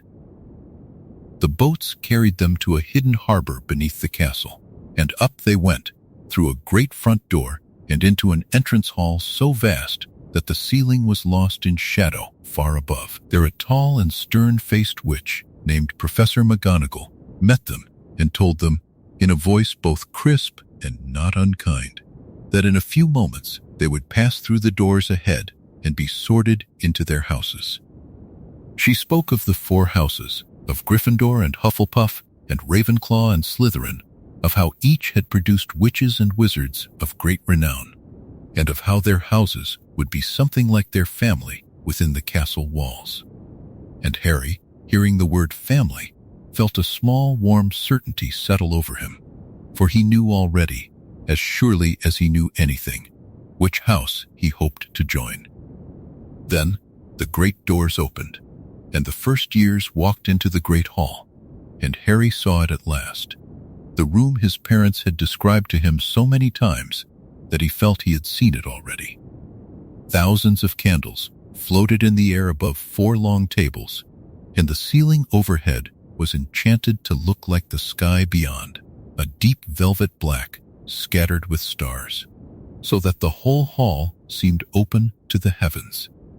The older students turned to watch the newcomers pass, and the 4 house tables stretched away toward a raised platform where the teachers sat, and above them all the enchanted stars glimmered down. Harry walked the length of the hall in a kind of daze of happiness, thinking that his mother had eaten her meals beneath these very stars, that his father had laughed at this very table, that he was walking now into a place woven all through with the story of his family. The sorting itself was done by an old and battered wizard's hat, which was carried out and set upon a stool before the assembled school. To Harry's delight, the hat came suddenly to life and sang a song about the 4 houses and the virtues each of them prized. And when it had finished, the whole hall applauded, and then the sorting began in earnest. One by one the first years were called forward by name, and one by one they sat upon the stool, and had the old hat placed upon their heads. And after a moment, sometimes a long moment, and sometimes a very short one, the hat would call out the name of a house, and one of the 4 tables would erupt in cheers to welcome its newest member. Harry watched a girl with a great deal of bushy brown hair go up when her name was called, Hermione Granger, the very girl who had stood unknowing near him on the platform, and the hat, after a moment's thought, sent her to Gryffindor, where she went to sit flushed and pleased at the cheering table. He watched his new friend Ron go up too, pale beneath his freckles, and the hat had scarcely touched his red hair before it called out Gryffindor as well, and Ron sank down in relief among his brothers. And all the while Harry stood among the dwindling group of the unsorted, his heart beating a little faster, waiting for his own name, thinking of the 2 people far to the south who had once stood exactly where he stood now. Then his name was called, and a soft murmur ran through parts of the hall, for the name Potter was one that many there remembered, tied as it was to the night the long war had ended. Harry walked up to the stool and sat, and felt the great heavy hat come down over his eyes, and in the darkness beneath its brim he heard a small voice speaking, considering him, weighing the courage and the kindness and the quiet strength that a childhood of love had built in him. The hat took its time, murmuring of the qualities it found, and Harry sat very still and hoped with all his heart, and at last the old hat seemed to make up its mind, and it opened its brim and called out, so that the whole hall could hear it, the word Gryffindor. The Gryffindor table rose in a great wave of cheering, and Harry, his heart soaring, lifted the hat from his head and went to take his place among them, sliding into a seat beside Ron and across from Hermione, into the house that had been his mother's house and his father's house before him. He sat at the long table beneath the floating candles and the enchanted stars, in the very hall where James and Lily had sat as children, and though his parents were far away that night, he felt them near him all the same, as though the whole warm weight of his family had followed him up the length of the country and settled quietly at his side. He belonged here. The castle itself seemed to know it. He had come, at last, to the place his whole loving childhood had been gently pointing him toward. Later that night, in a tower far above the grounds, an owl would carry a short letter south to a cottage in Godric's Hollow, where 2 parents were sitting up late, waiting for word. And when it came, when they read that their son had been sorted into Gryffindor, just as they had been, Lily would smile and press the letter to her heart, and James would laugh aloud in the quiet house, and the 2 of them would sit a while longer in the lamplight, thinking of their boy asleep in a four-poster bed in a red and gold dormitory in the school they loved, safe and happy and exactly where he ought to be. It seemed to them a small and perfect kind of wonder that the tower where their son now slept was the same tower where they had once been young, that the same great fireplace would warm him, that the same round window would show him the same morning light off the mountains and the lake. There was no sorrow anywhere in the remembering, only the deep contentment of a story unfolding as it should, and at last they took up their candle and went to bed, leaving the cottage dark and peaceful beneath the same stars that shone over the distant castle where their child lay dreaming. Up next in Chapter 13, Friendships Made Anew. We'll settle into Harry's first days at Hogwarts and the golden friendship of three children finding one another in the gentlest of times. Chapter 13. Friendships Made Anew. The great castle settled into its autumn rhythm slowly, the way an old house settles after a long day, and Harry settled with it. He had come to Hogwarts already sure of who he was, and that certainty, quiet and unremarkable to him, made all the difference in the friendships he was only beginning to form. In another life, a harder life, a boy might have arrived at this school hungry for belonging, watchful, half-braced for the belonging to be taken away. But this Harry had been loved every single day of his 11 years, and so he offered his friendship the way a person offers something he has plenty of, freely, without fear, without keeping any part of himself in reserve. Ronald Weasley had felt the difference from the very first hour, though he would not have known how to name it. On the Scarlet train, in a compartment growing cluttered with sweet wrappers and easy laughter, Ron had watched Harry and waited, as younger brothers learned to wait, for the moment when the famous boy might turn distant or grand. The moment never came. Harry asked him about his brothers and listened to the answers as though they were the most interesting thing in the world, and when Ron confessed, going a little red about the ears, that everything he owned had belonged to someone before him, Harry only shrugged in a way that made the whole matter seem small and unimportant. There was no pity in it and no performance. There was simply a boy who had never once been taught to measure a friend by what he carried in his trunk. That ease had a source, though neither of them thought to trace it. Harry had grown up in a house where friendship was the very furniture of daily life. Sirius had come and gone through the kitchen for as long as he could remember, and Remus with his gentle, tired smile, and the whole warm, untidy company of people who had chosen one another long ago and never let go. Harry had watched his father and his godfather finish each other's sentences across a breakfast table, had seen what it looked like when a friendship was allowed to grow old and deep and unhurried. He did not know he was carrying a model of it into the castle with him. He only knew, without thinking, how the thing was done. Hermione Granger arrived at their friendship by a longer road, as she arrived at most things, by way of effort and a little bruising. She was clever in a way that unsettled other children, and she had not yet learned that cleverness offered too eagerly can feel to others like a door being shut in their faces. In the first weeks, she was often alone, correcting and reciting, wanting so badly to be admired that she made herself difficult to like. Ron found her tiresome and said so, and in another, telling the wound of that might have festered for months.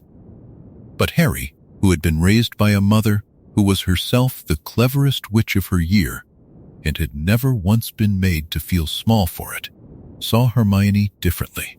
He saw a girl trying very hard, and he understood, in the wordless way that childhood understands, that trying very hard is usually a sign of being a little frightened.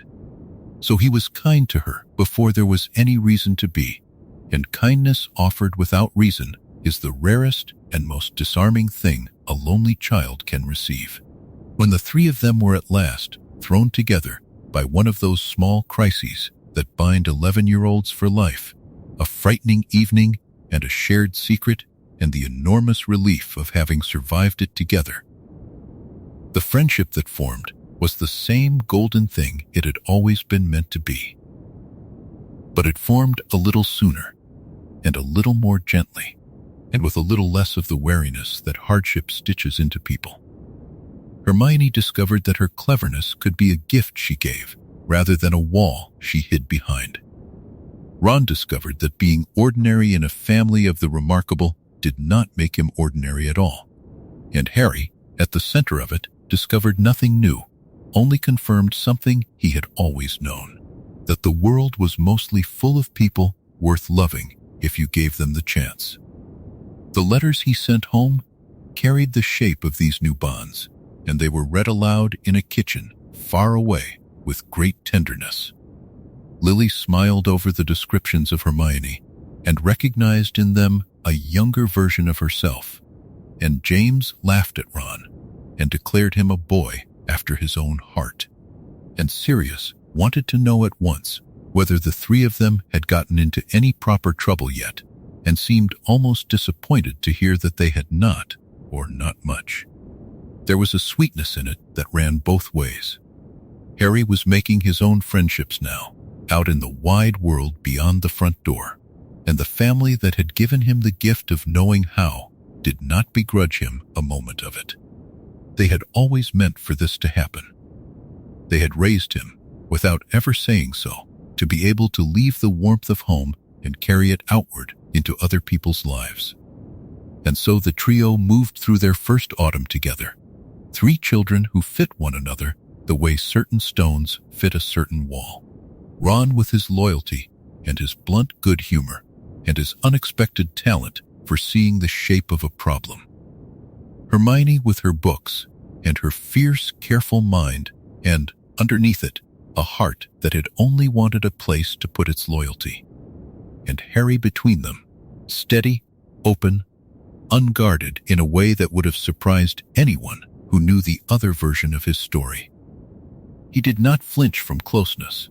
He had never been given a reason to.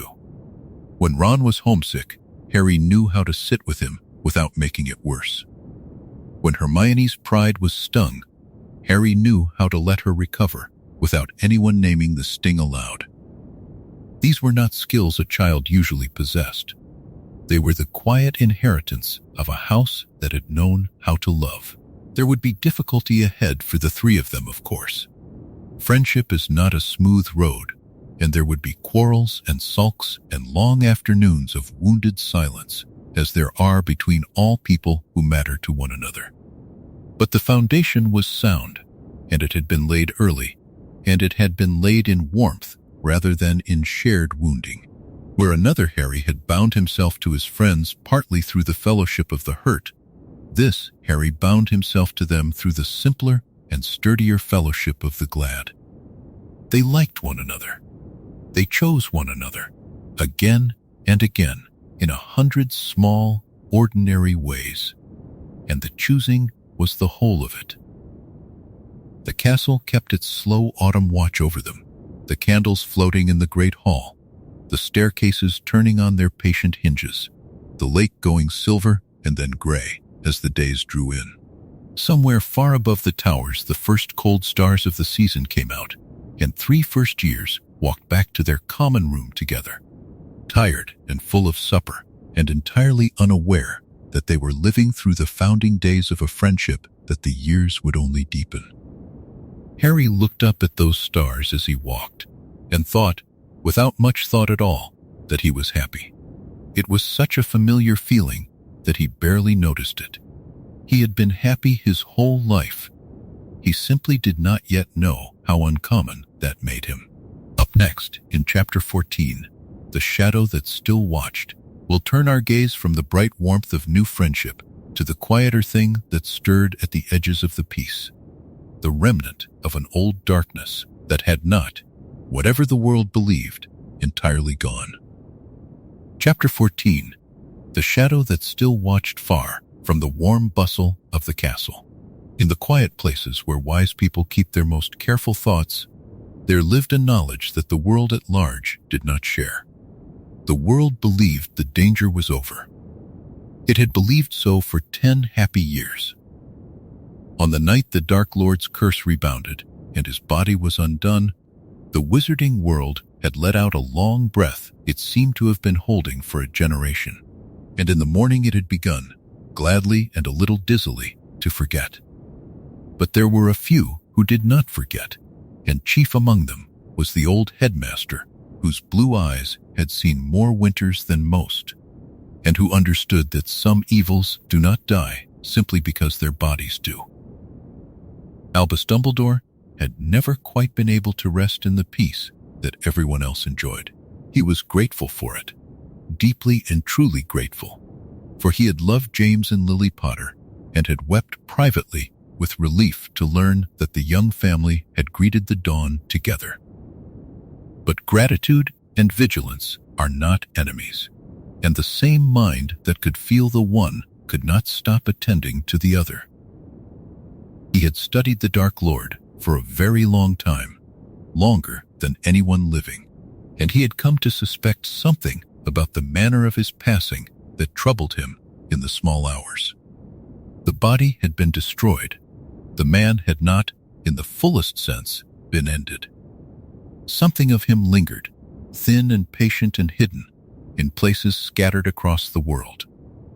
The word for that lingering thing was one that Dumbledore spoke aloud only rarely, and always in a low voice, as though naming it too freely might wake it. A Horcrux was the darkest of magics, an object into which a wizard could pour a torn fragment of his own soul, anchoring himself to life even after his body was gone. It was a spell so terrible that most who knew of it wished they did not. A spell that required the breaking of a soul as a bird's wing might be broken. Deliberately, for gain, Dumbledore had come to believe that the Dark Lord, in his long hunger to escape death, had not made only one such object, but several, and that so long as even a single one remained intact, the shadow of him remained in the world, formless and waiting. This was the quiet truth that sat beneath the peace, the way deep water sits beneath the calm skin of a lake. Above, everything was bright. Children went to school and came home for the holidays. Families gathered and grew. The Potters flourished in their loving house, and Harry laughed with his friends beneath the floating candles. And none of it was false. None of it was less than real and good. But Dumbledore, walking the corridors at night, or sitting alone in his high round office among the whirring silver instruments, carried the other truth as well, and carried it so that others would not have to. He had decided long ago that a child should not be made to bear the weight of a shadow he had not made. If the danger was to be watched, then those best able to watch it would do the watching, and they would do it quietly, so that the boy at the heart of it all might simply grow. There were others who shared the knowledge, a small and trusted circle. Certain members of the old Order of the Phoenix had never fully stood down, though they no longer spoke of themselves as an order at all. They met rarely and without ceremony, over kitchen tables and in quiet studies, and they spoke in careful terms of things noticed and things suspected. A rumor from abroad, a vault that ought not to be disturbed, an old ring, an old cup, an old locket, objects that meant nothing to the world and a great deal to the few who understood what they might contain. There was no urgency in these gatherings, for there was no immediate threat. There was only the steady, unhurried attentiveness of people who had lived through a war and did not intend to be surprised by its embers. James and Lily Potter were among those who knew, and knowing shaped them in ways their son never saw. They had not been told the whole of it at first. Dumbledore, who guarded his knowledge as carefully as a miser guards gold, had let the understanding come to them slowly, in pieces they could bear, as the years made them ready. But they were not fools, and they had lived at the very heart of the danger once. and they had drawn their own conclusions long before anyone confirmed them. Lily in particular, whose mind was as sharp as it was kind, had understood almost from the beginning that a rebounding curse might destroy a body without destroying the will behind it. She had said nothing of this to Harry. She had simply watched him a little more closely than other mothers watched their sons, and loved him with a fierceness that had, folded quietly inside it, the shape of a shield. For the tension of those years was never loud. That was the strange mercy of it. The threat existed, real and patient, and not to be dismissed, but it existed at a distance, held back by the vigilance of grown people who had chosen to stand between it and the children they loved. It was a shadow at the far end of a long, bright hall, not a beast at the door. And because the watchers watched so steadily, the years themselves stayed gentle. Harry felt nothing of the shadow. He knew only the warmth of the fire and the ordinary weather of school, the quarrels and the lessons and the friendships deepening month by month. That he was able to know only these things, that his childhood could be so unremarkably happy, was itself the fruit of the vigilance he never suspected. She had turned that fierceness into small habits so ordinary that no one else could see them for what they were. She kept certain old protective charms fresh about the house long after the world had decided such things were no longer needed. She noticed who came and went, and remembered faces, and trusted her own quiet unease when it stirred. None of it was fearful, exactly. It was simply the wakefulness of a woman who had learned, once, in the hardest possible way, that vigilance and love are very often the same thing wearing two different names. Sometimes, on a still evening, Lily would stand at a window and look out at the darkening garden, and James, coming quietly to stand beside her, would understand without a word being exchanged exactly what she was thinking of. They did not speak of it often. There was no need. They had built their whole lives, the second lives they had so nearly not been granted, on the understanding that vigilance was the rent they paid for peace, and that they would pay it gladly, forever if need be, so long as it kept their son in the light. It was not a burden they resented. It was, in its own grave way, another form of the love that filled their house. To watch the darkness so that a child need not was, they had decided, simply another thing that parents were for. And so the shadow watched, and was watched in turn, and the balance held. The Horcruxes lay hidden in their scattered dark places, dreaming their long, thin dreams of a return that the grown-ups of the story were quietly and patiently determined to prevent. The peace was fragile, as all peace is fragile, but fragile is not the same as false, and a thing may be precious precisely because it must be guarded. In the castle far to the north, a boy slept soundly in a warm bed, dreaming of nothing worse than the next day's lessons, wrapped in a safety he had never once questioned, guarded by more love and more watchfulness than he would ever fully know. Up next in Chapter 15, A Family Against the Dark, we'll gather the watchers together and see how a whole family, calm and unhurried and unafraid, made ready to stand between a boy and the danger they knew might one day return. Chapter 15. A Family Against the Dark. If the shadow at the edge of the world was patient, then the people who stood against it were more patient still. And their patience had a particular quality that set it apart from fear. They did not gather in dread. They gathered in the settled, unhurried way of a family sitting down to a table, which was, more often than not, exactly what they were doing when the matter came up at all. The great work of guarding a child against an old darkness looked, from the outside, remarkably like an ordinary evening among friends.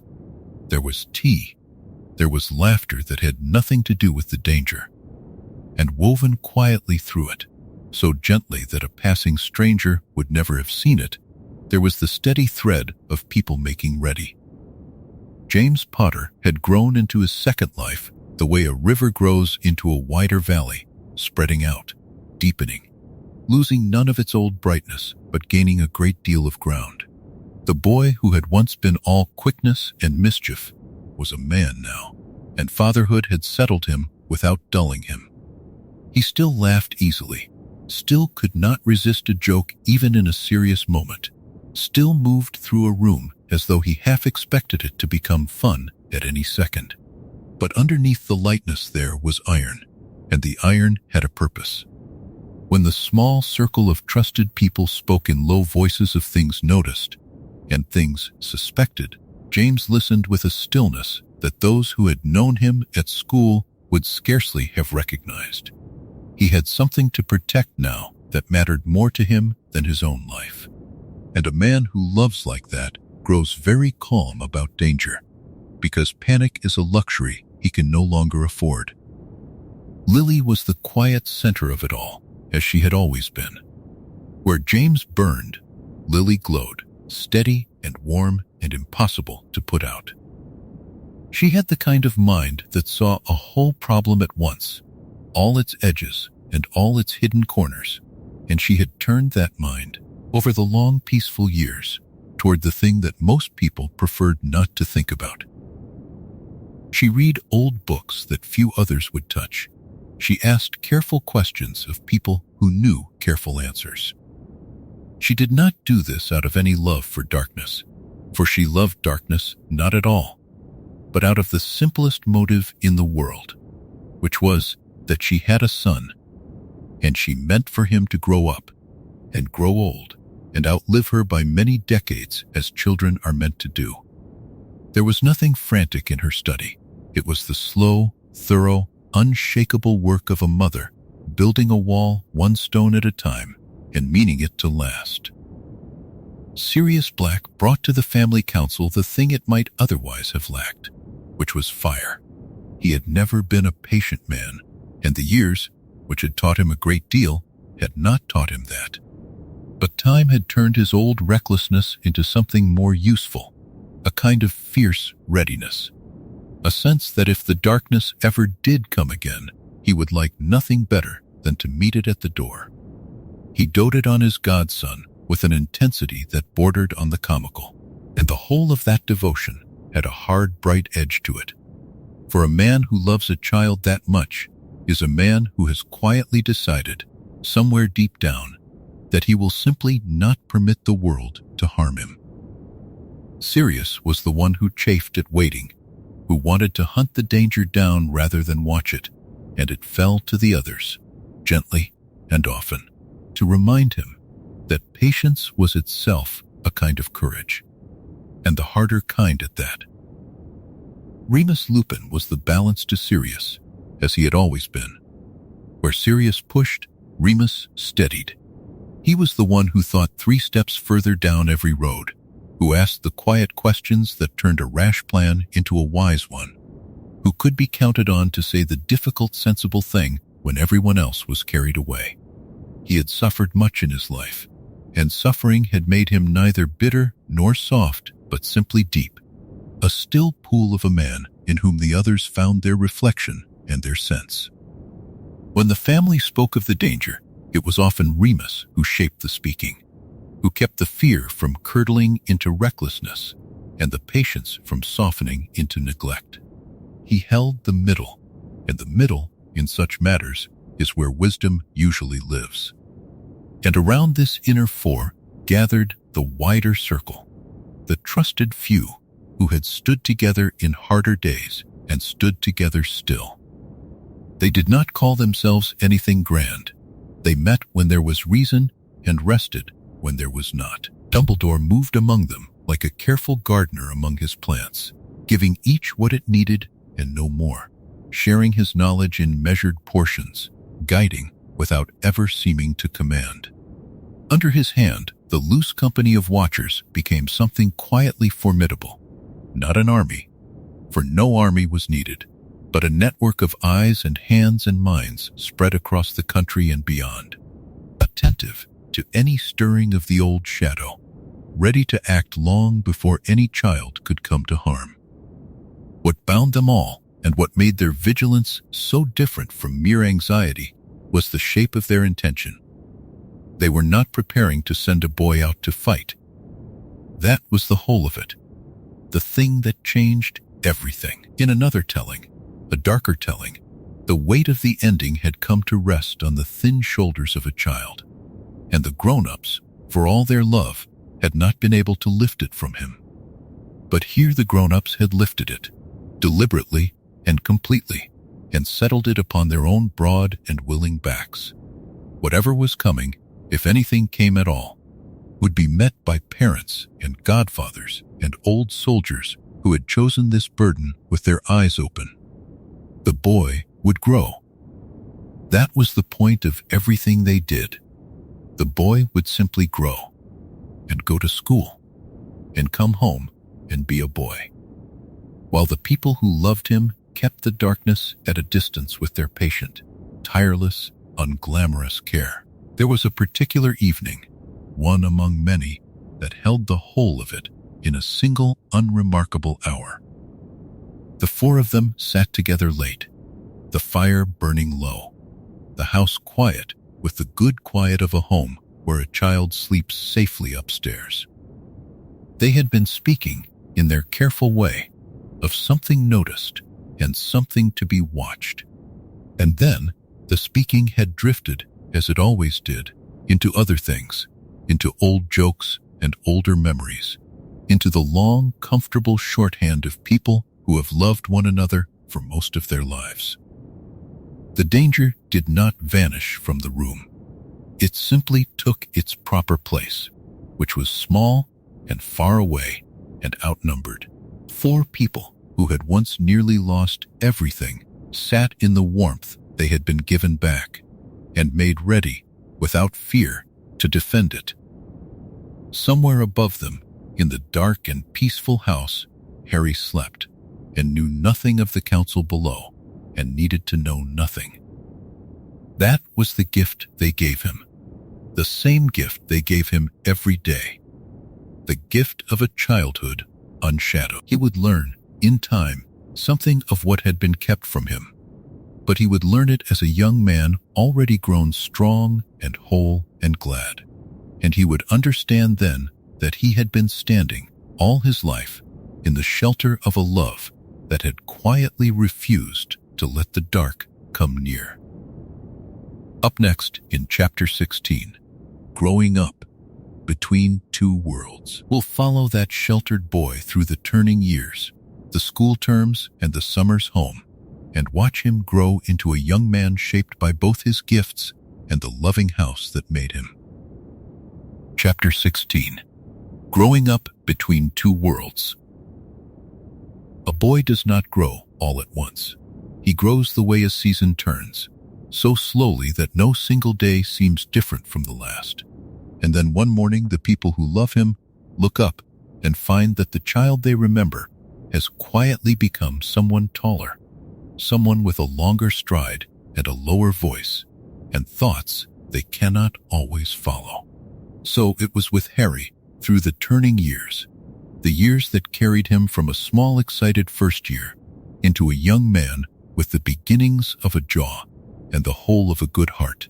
He grew between two worlds, and the wonder of his growing was that he never had to choose between them, for both were simply his, woven together so seamlessly that he could not have said where one ended and the other began.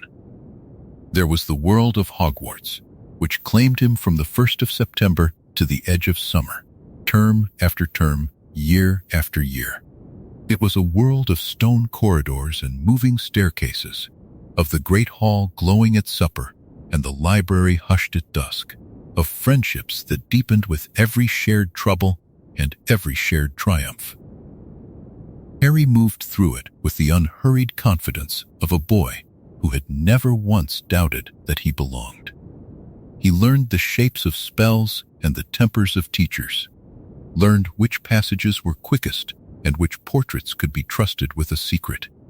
He played on the house team when he was old enough, flying with the same reckless joy his father had once flown with, and if the grandparents in the stands had a great deal to say about it, well, that was only to be expected. He collected the ordinary treasures of a school life, inside jokes and remembered afternoons, and the slow accumulation of days that would one day be called, with a catch in the throat, the best years. And then there was the other world, the one that waited for him each summer at the end of the long train ride south. It was smaller than the castle and warmer, the world of a single, loving house, and it received him each June the way a harbor receives a ship, gladly and completely. Here he was not the famous boy, not a Gryffindor or a Seeker, or a name in an old story. Here he was, simply Harry, whose mother still worried whether he was eating enough, and whose father still could not resist ambushing him with some absurd bit of mischief the moment he was through the door. The summers had their own gentle liturgy. There were the long light evenings in the garden. There were the visits from Sirius, who arrived on his motorcycle in a cloud of noise and delight and treated every homecoming as a festival. There was Remus, quieter, settling into a chair by the window with a book, glad simply to be in the room. The house filled and emptied and filled again with the people who had loved Harry before he could remember, and every summer stitched him more firmly into the long fabric of that love. What made his growing so unusual, though he never once thought of it as unusual, was how naturally the two worlds spoke to each other. At school, he carried home with him, in 100 small ways he did not notice, the steadiness that his friends leaned on, the openness that drew people to him, the quiet refusal to look down on anyone. These were not things he had learned from any book. They were the household he came from, walking about the castle in the shape of a boy.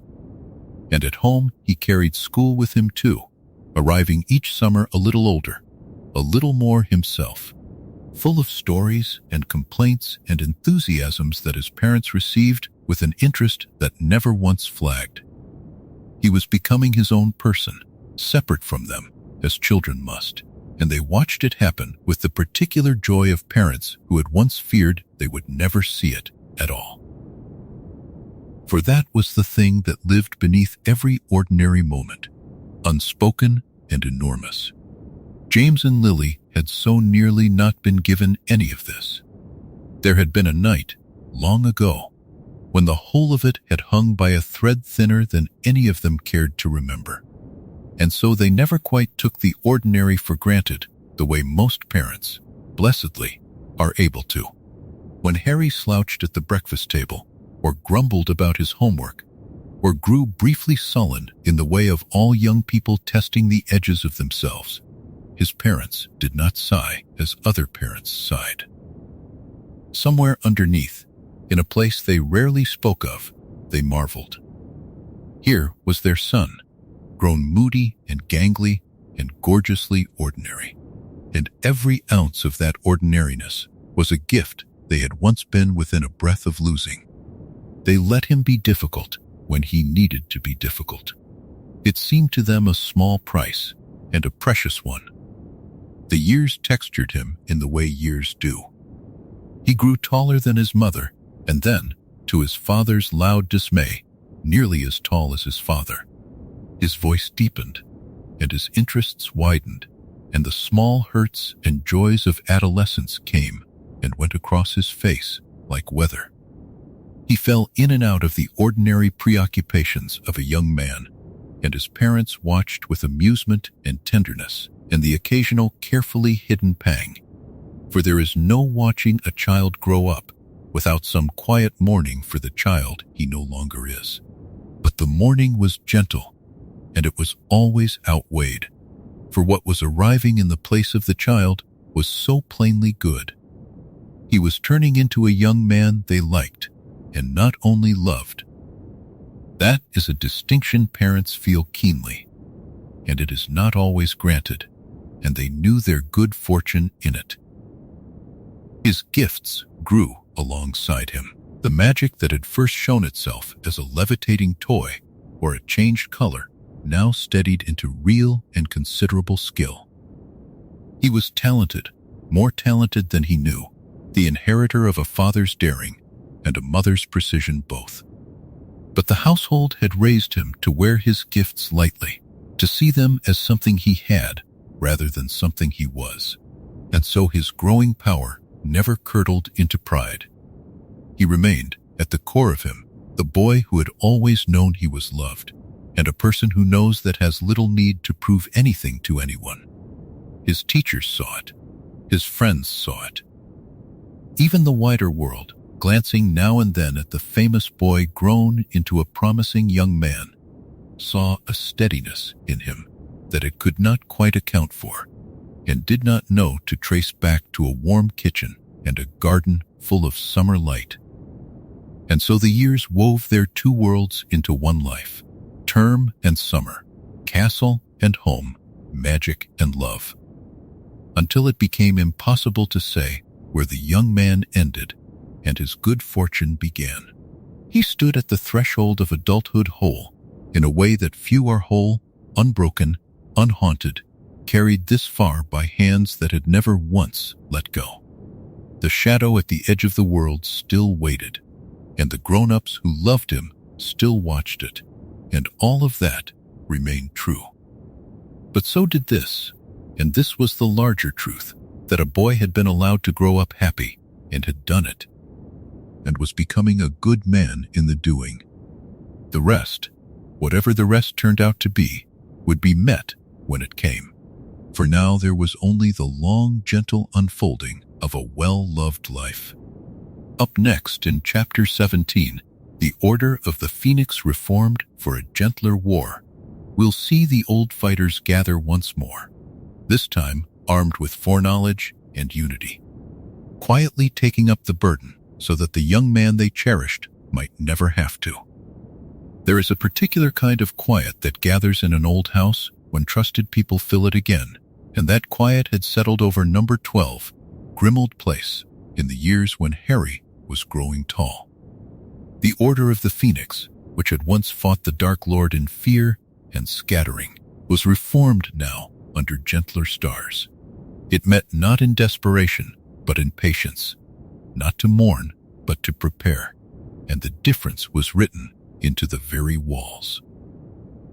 Where once the members of the order had crept to one another through the dark, uncertain who among them might already be lost, they now came openly and often, carrying bread and warm cloaks. And the long kitchen table below the house grew crowded with faces that in another telling would never have sat together again. Albus Dumbledore presided over these gatherings with the calm of a man who had been given a rare and precious gift, which was time. He had spent the years since Godric's Hollow thinking slowly and carefully, and he had come to understand a great deal about the enemy who had fallen that night and had not truly died. He knew, as few others did, that the Dark Lord had not been undone by the rebounding curse alone, that something of him lingered in the world, tethered to hidden things. And because James and Lily had lived, because Sirius had never gone to Azkaban, because Remus still walked among friends, Dumbledore did not have to build his plans upon the shoulders of a single child. He had a whole company of grown witches and wizards, seasoned and steady, and he meant to use their strength wisely. So the old fighters gathered again. Alistair Moody came, his magical eye rolling ceaselessly over every corner of the room, his gruff care for the young as fierce as ever.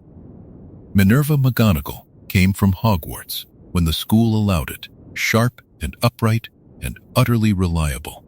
Kingsley Shacklebolt lent his deep calm and his position within the ministry. Arthur and Molly Weasley arrived with news and with kindness, and often with a covered dish that filled the whole kitchen with the smell of something good.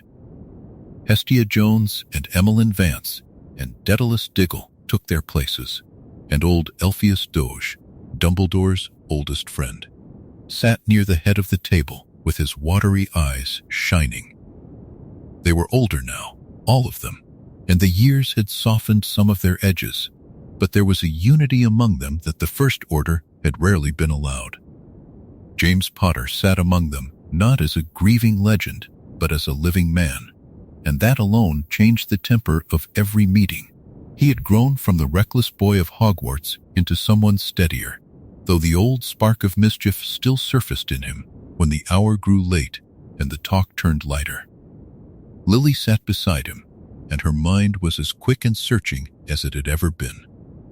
She had never stopped studying the strange, deep magic that had saved her family, the ancient protection woven of love and sacrifice, and she brought to the Order an understanding of that magic that no one else possessed. Between the two of them, and with Sirius and Remus close at hand, the Potters formed a warm and unbreakable center around which the rest could rally. The great work before them all had a name, though they spoke it softly. There were fragments of the Dark Lord's soul still hidden in the world, dark anchors he had made in his arrogance to bind himself to life. Dumbledore had learned of them slowly, piecing together old rumors and older books, and he understood that as long as even one remained, the shadow could someday return. In another, harsher story, the finding of these fragments had fallen to 3 young people barely out of childhood, who had wandered cold and hungry and afraid through a war that swallowed everything around them. But that was not this story. Here the burden was lifted onto older and stronger shoulders, and the Order set itself the quiet task of hunting the hidden pieces one by one. They divided the work with care. Dumbledore, who had studied the Dark Lord's history more deeply than any living soul, traced the likely resting places of each fragment. He spoke of a ring hidden in a ruined house among the hills, of a locket carried away to a cavern by the sea, of a cup locked deep in the vaults of Gringotts, of a diary that had already passed through careless hands, of a diadem long thought lost within the very walls of Hogwarts. Each of these he described plainly to the gathered Order, so that no single person carried the whole weight of the secret alone. Moody and Kingsley planned the approaches. Bill Weasley, who understood the curses that guarded such places, lent his hard-won knowledge. And always, running beneath every plan, was the firm resolve that Harry, who was still a boy at school, should be kept far from the danger, should be allowed simply to grow. It was a strange thing, in a way, to prepare for war so gently.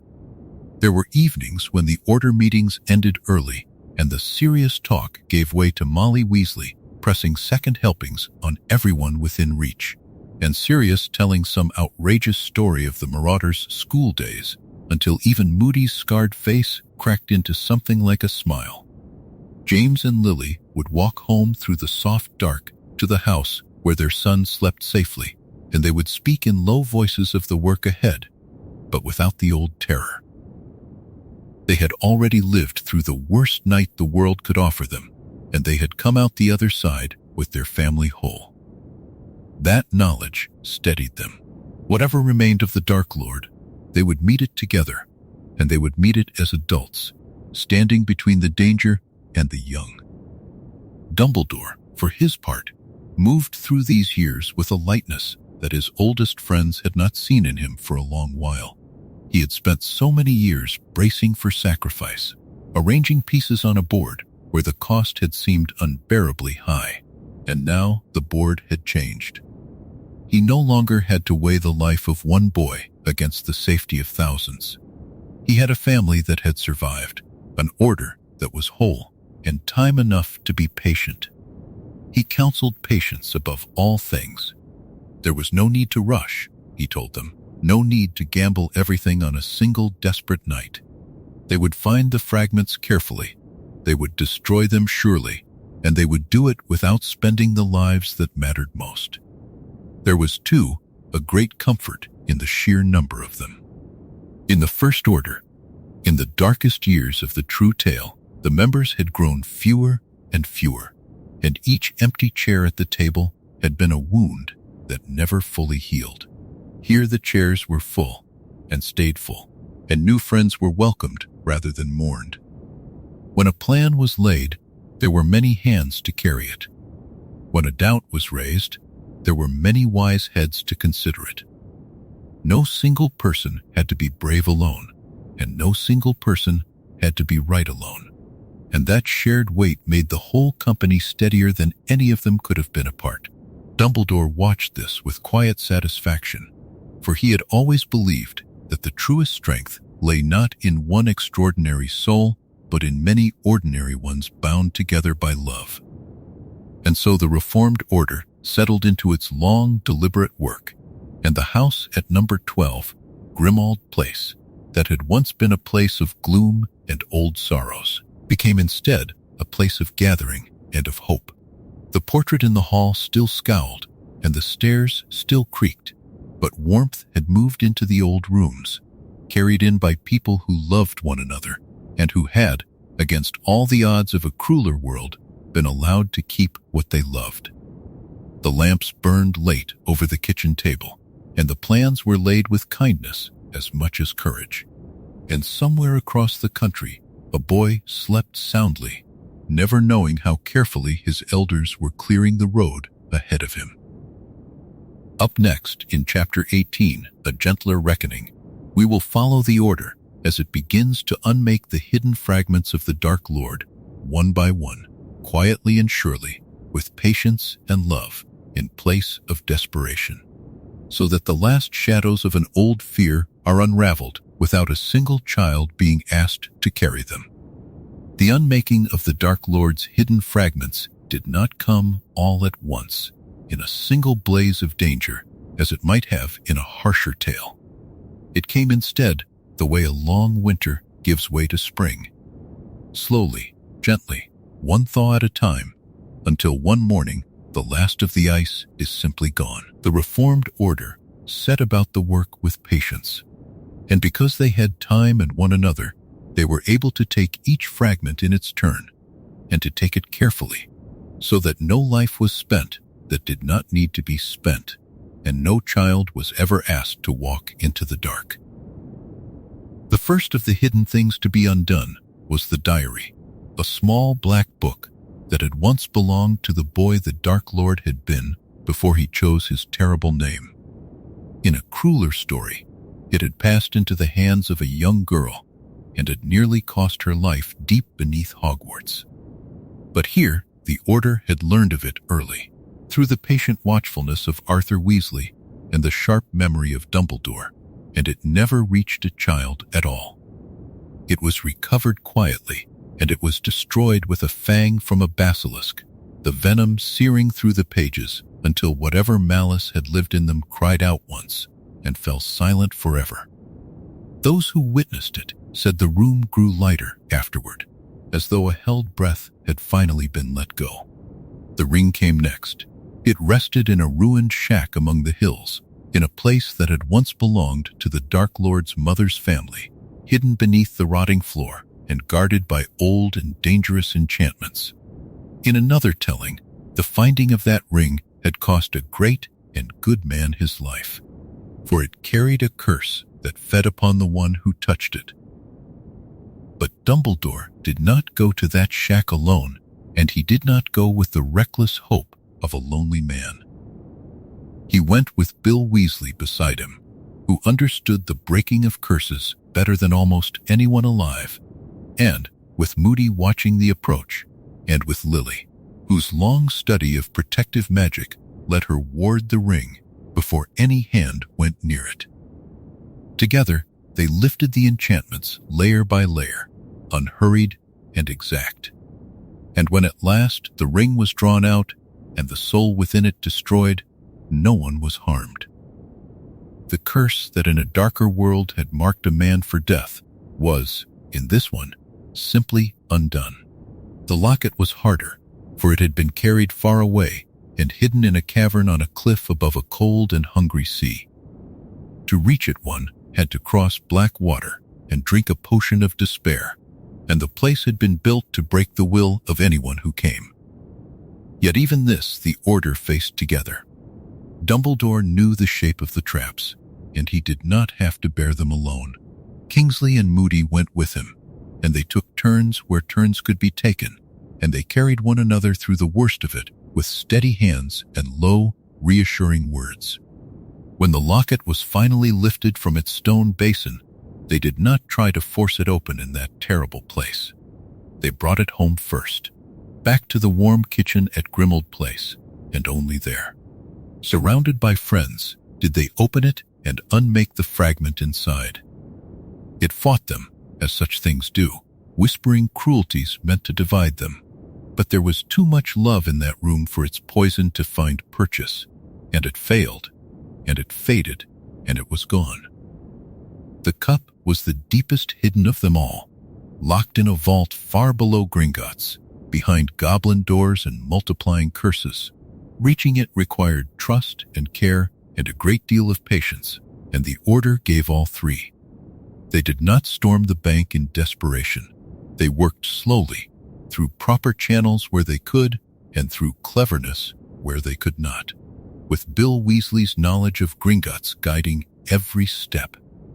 When at last the cup was brought up into the light and its fragment destroyed, it was done without a single life lost, and those who had feared this task the most found themselves almost unable to believe how quietly it had ended.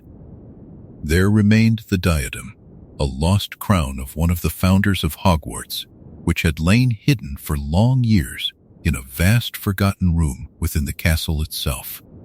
Dumbledore, who knew the school as he knew his own thoughts, understood at last where it must be, in the great room that appeared only to those in need of it.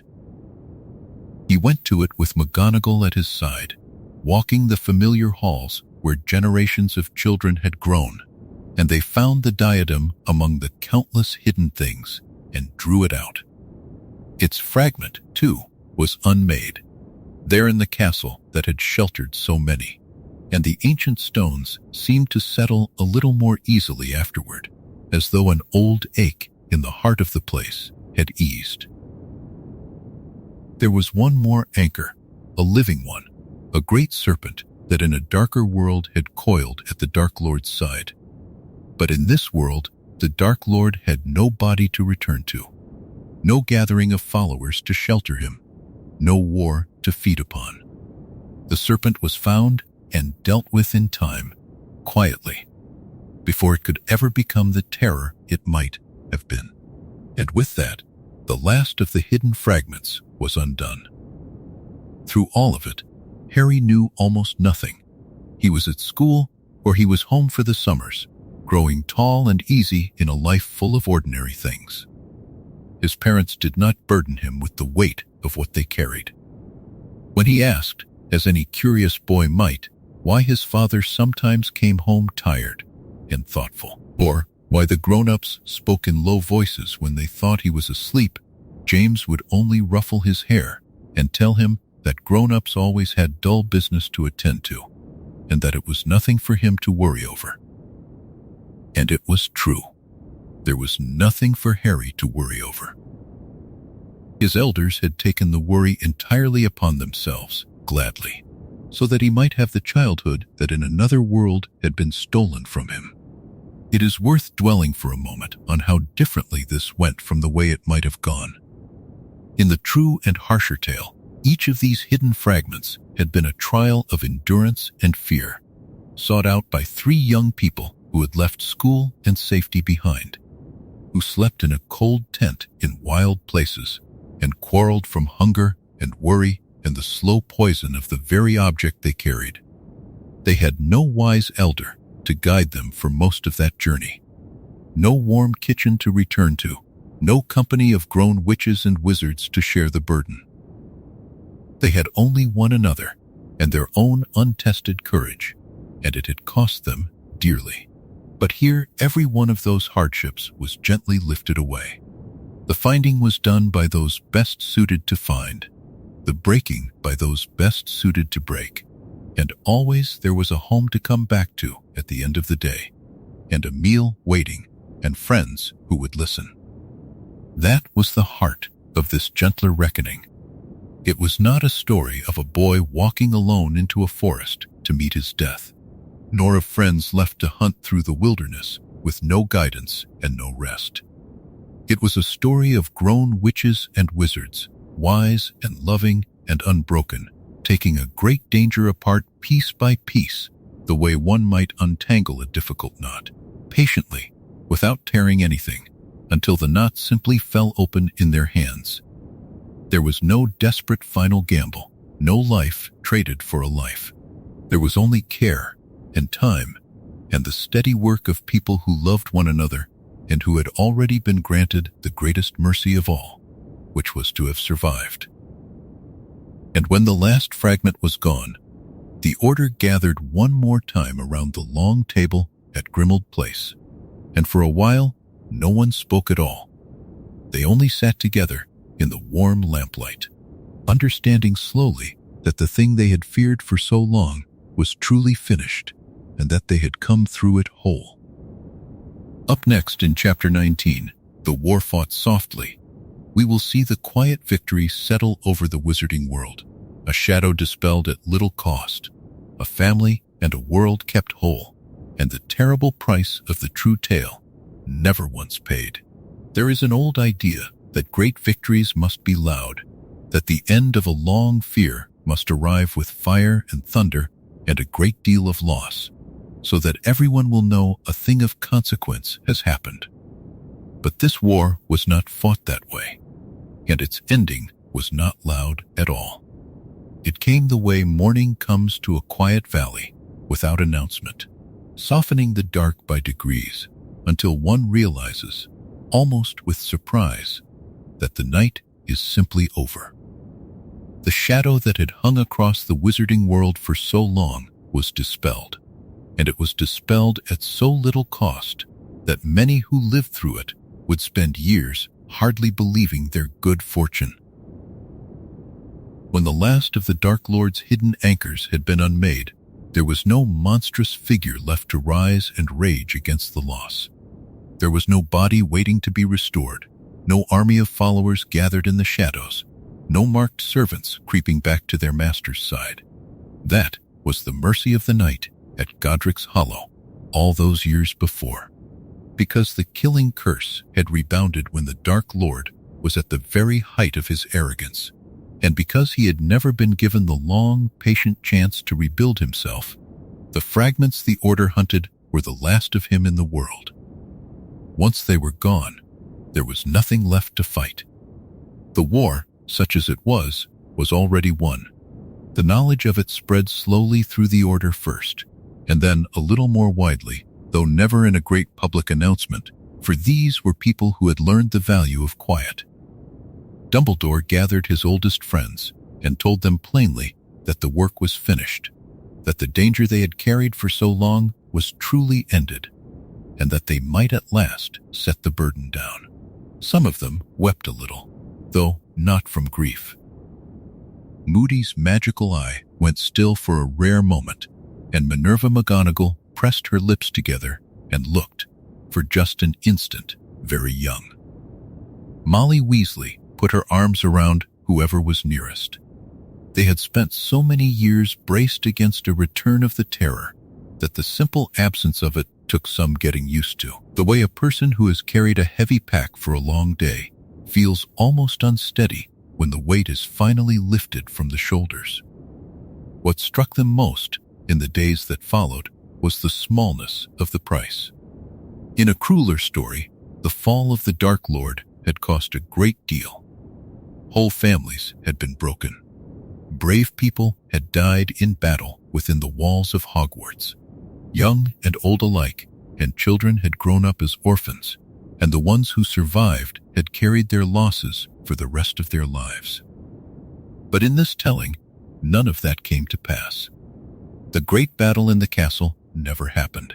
The long roll of the fallen was never read.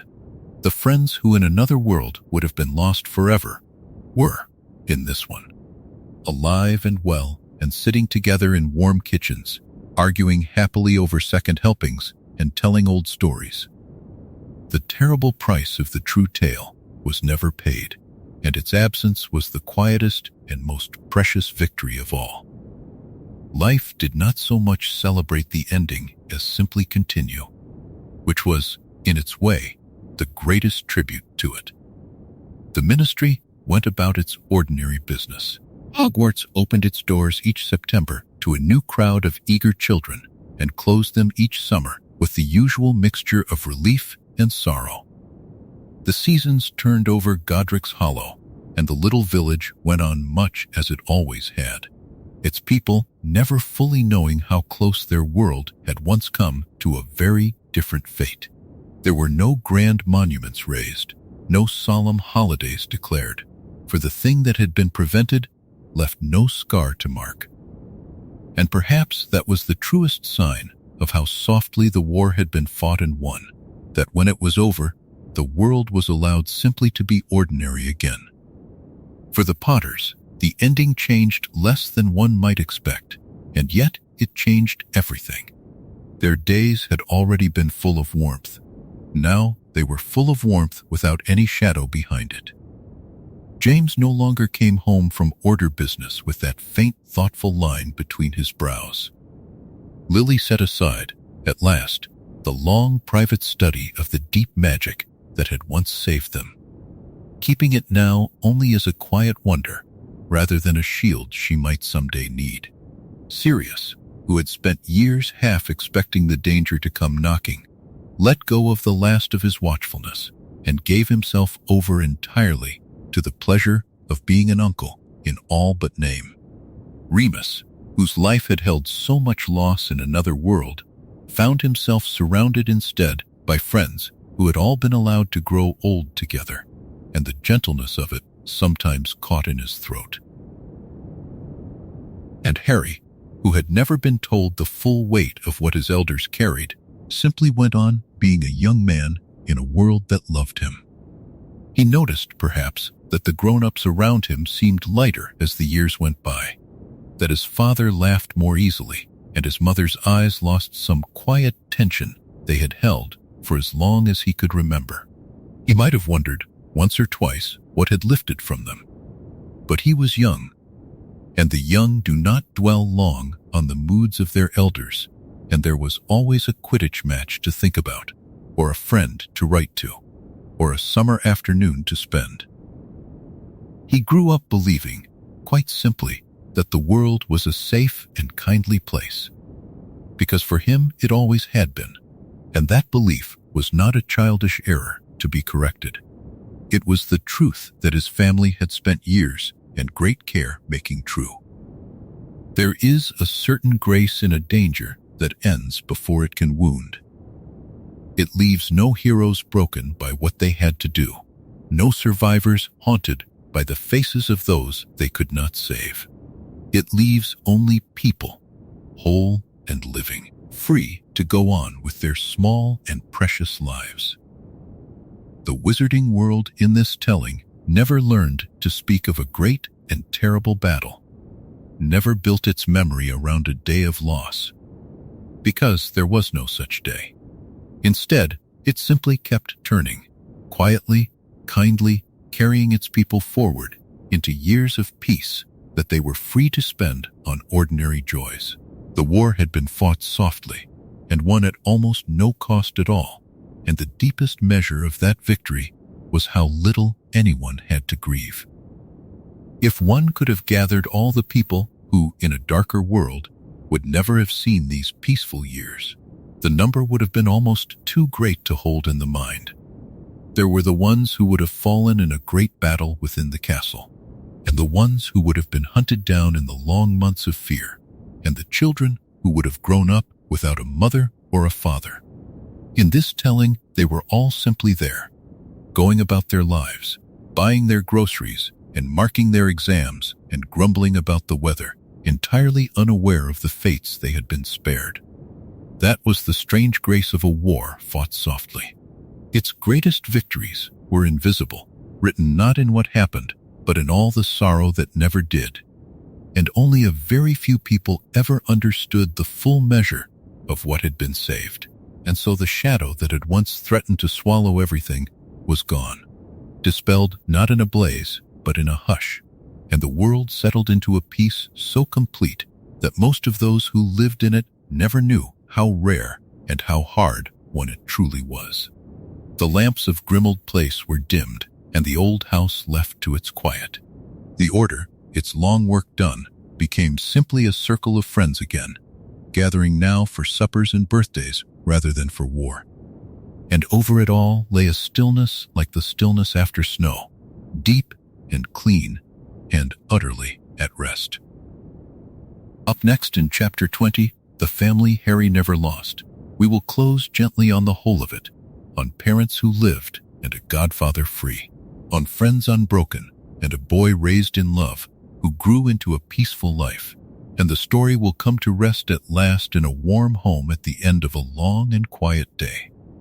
And so we come, at the last, to the whole of it, to the life that grew from a night that did not end in loss. It is worth pausing here, at the end of the long telling, simply to hold the shape of it in the mind, the way one might hold a smooth stone warmed by the sun, turning it over slowly and feeling the good weight of it. For this was always a story about what was kept rather than what was taken, and now, at the end, we may look at everything that was kept and let it settle over us like a soft blanket drawn up at the close of the day. There were parents who lived.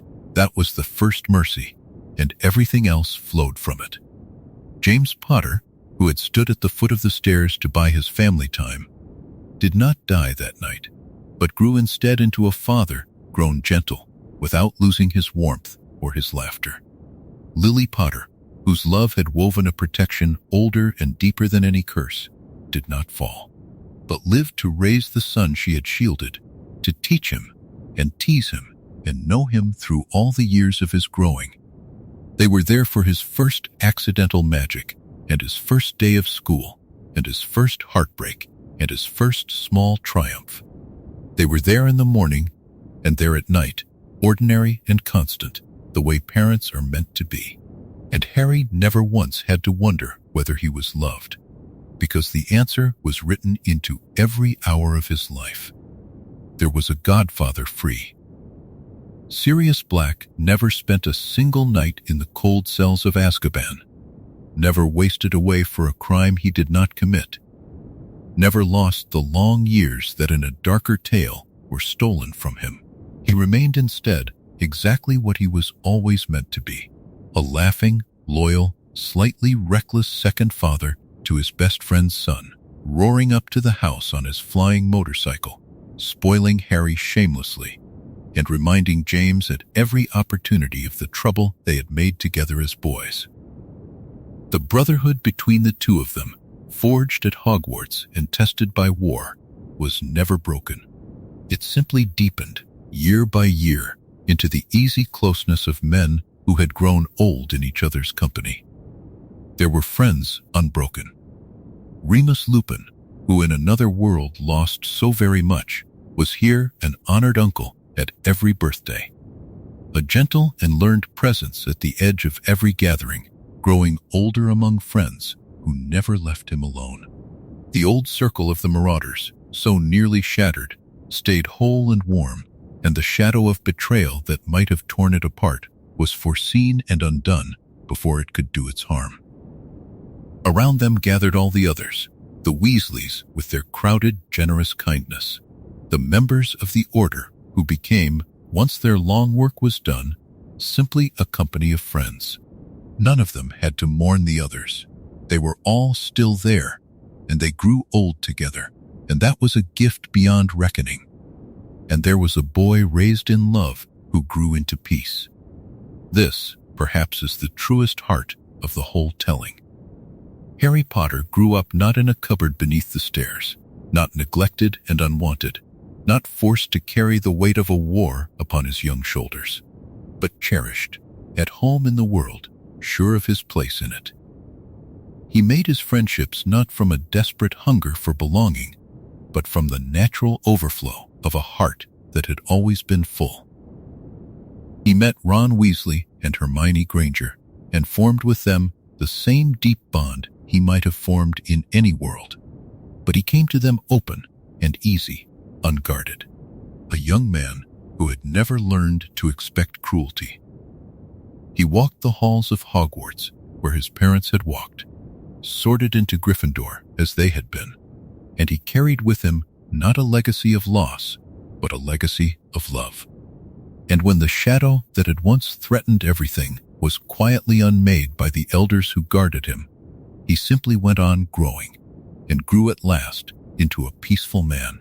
Think, too, of all the small, ordinary treasures that filled such a life, the ones so easy to overlook precisely because they were never taken away.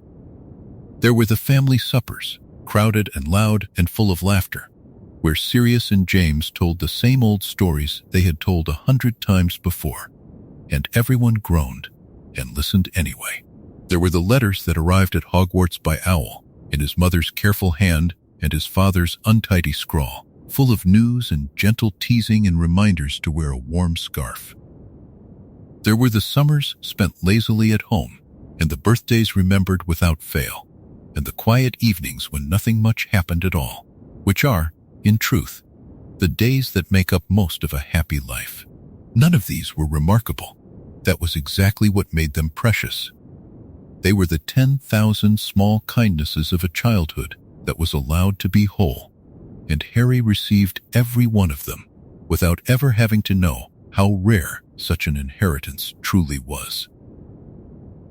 It is a strange and lovely thing to imagine a Harry who never had to be a hero in the terrible sense, who was never asked to die so that others might live, who was allowed instead to be only a happy child and then a contented young man. He had his ordinary sorrows, of course, for no life is without them, the small griefs and disappointments that everyone must learn to carry. But he never knew the great and grinding grief that in another world was laid upon him from his very first year. He was spared that, deliberately and lovingly, by a family that had itself been spared, and he grew up whole because they had stayed whole around him. Picture him, then, at the end of it all, a young man on a quiet evening, home again in the place where he was raised. Picture the lamps lit low and golden, the fire settled to warm embers, the murmur of familiar voices in the next room, his mother's and his father's, Sirius laughing at something, Remus answering softly. Picture the good tiredness that comes at the end of an ordinary day, the kind of day that in another life would have been counted as an impossible miracle, and here was simply Tuesday, and then Wednesday, and then all the days after. There is no danger waiting in the dark. There is no shadow at the window. There is only a warm house at the end of a long and gentle story, full of the people who were never lost, and a young man safe among them, loved as he was loved on his very first morning. That is where we leave them, and where we leave you. The night at Godric's Hollow, so many years ago now, could have ended in the deepest sorrow, and in some tellings it did. But tonight, we followed the other path, the softer one, the one where the curse rebounded and the parents lived, where the godfather stayed free and the friends stayed whole, where a great fear was unmade slowly and kindly, and a boy was allowed simply to grow up loved. It is a small change, in a way, a single night turning toward mercy instead of loss. And yet everything gentle in the whole long story flowed from it, the way a whole river flows from a single spring. So let it settle over you now, all of it, the warmth and the safety and the quiet. Let the house grow dim around the sleeping family, the embers sinking to a soft red glow, the last voices fading into an easy stillness. There is nothing here left undone, nothing broken, nothing that asks anything of you. The family Harry never lost is gathered together, and they are at rest, and so may you be. Let your breathing slow and deepen. Let the day dissolve behind you like mist over a quiet valley, and let this warm and gentle ending carry you, softly and surely, all the way down into sleep. And so we come, softly, to the end of the story. Tonight we followed a night that did not end in loss, a curse that rebounded while the parents lived, and a home made again in Godric's Hollow. We watched a boy grow up loved, James and Lily in their ordinary mornings, a living godfather in Sirius, and the gentle marauders gathered close.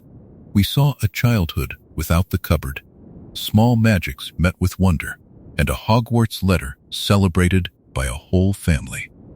We followed him onto platform 9 3/4, into Gryffindor, into friendships made anew, while a shadow still watched from far away.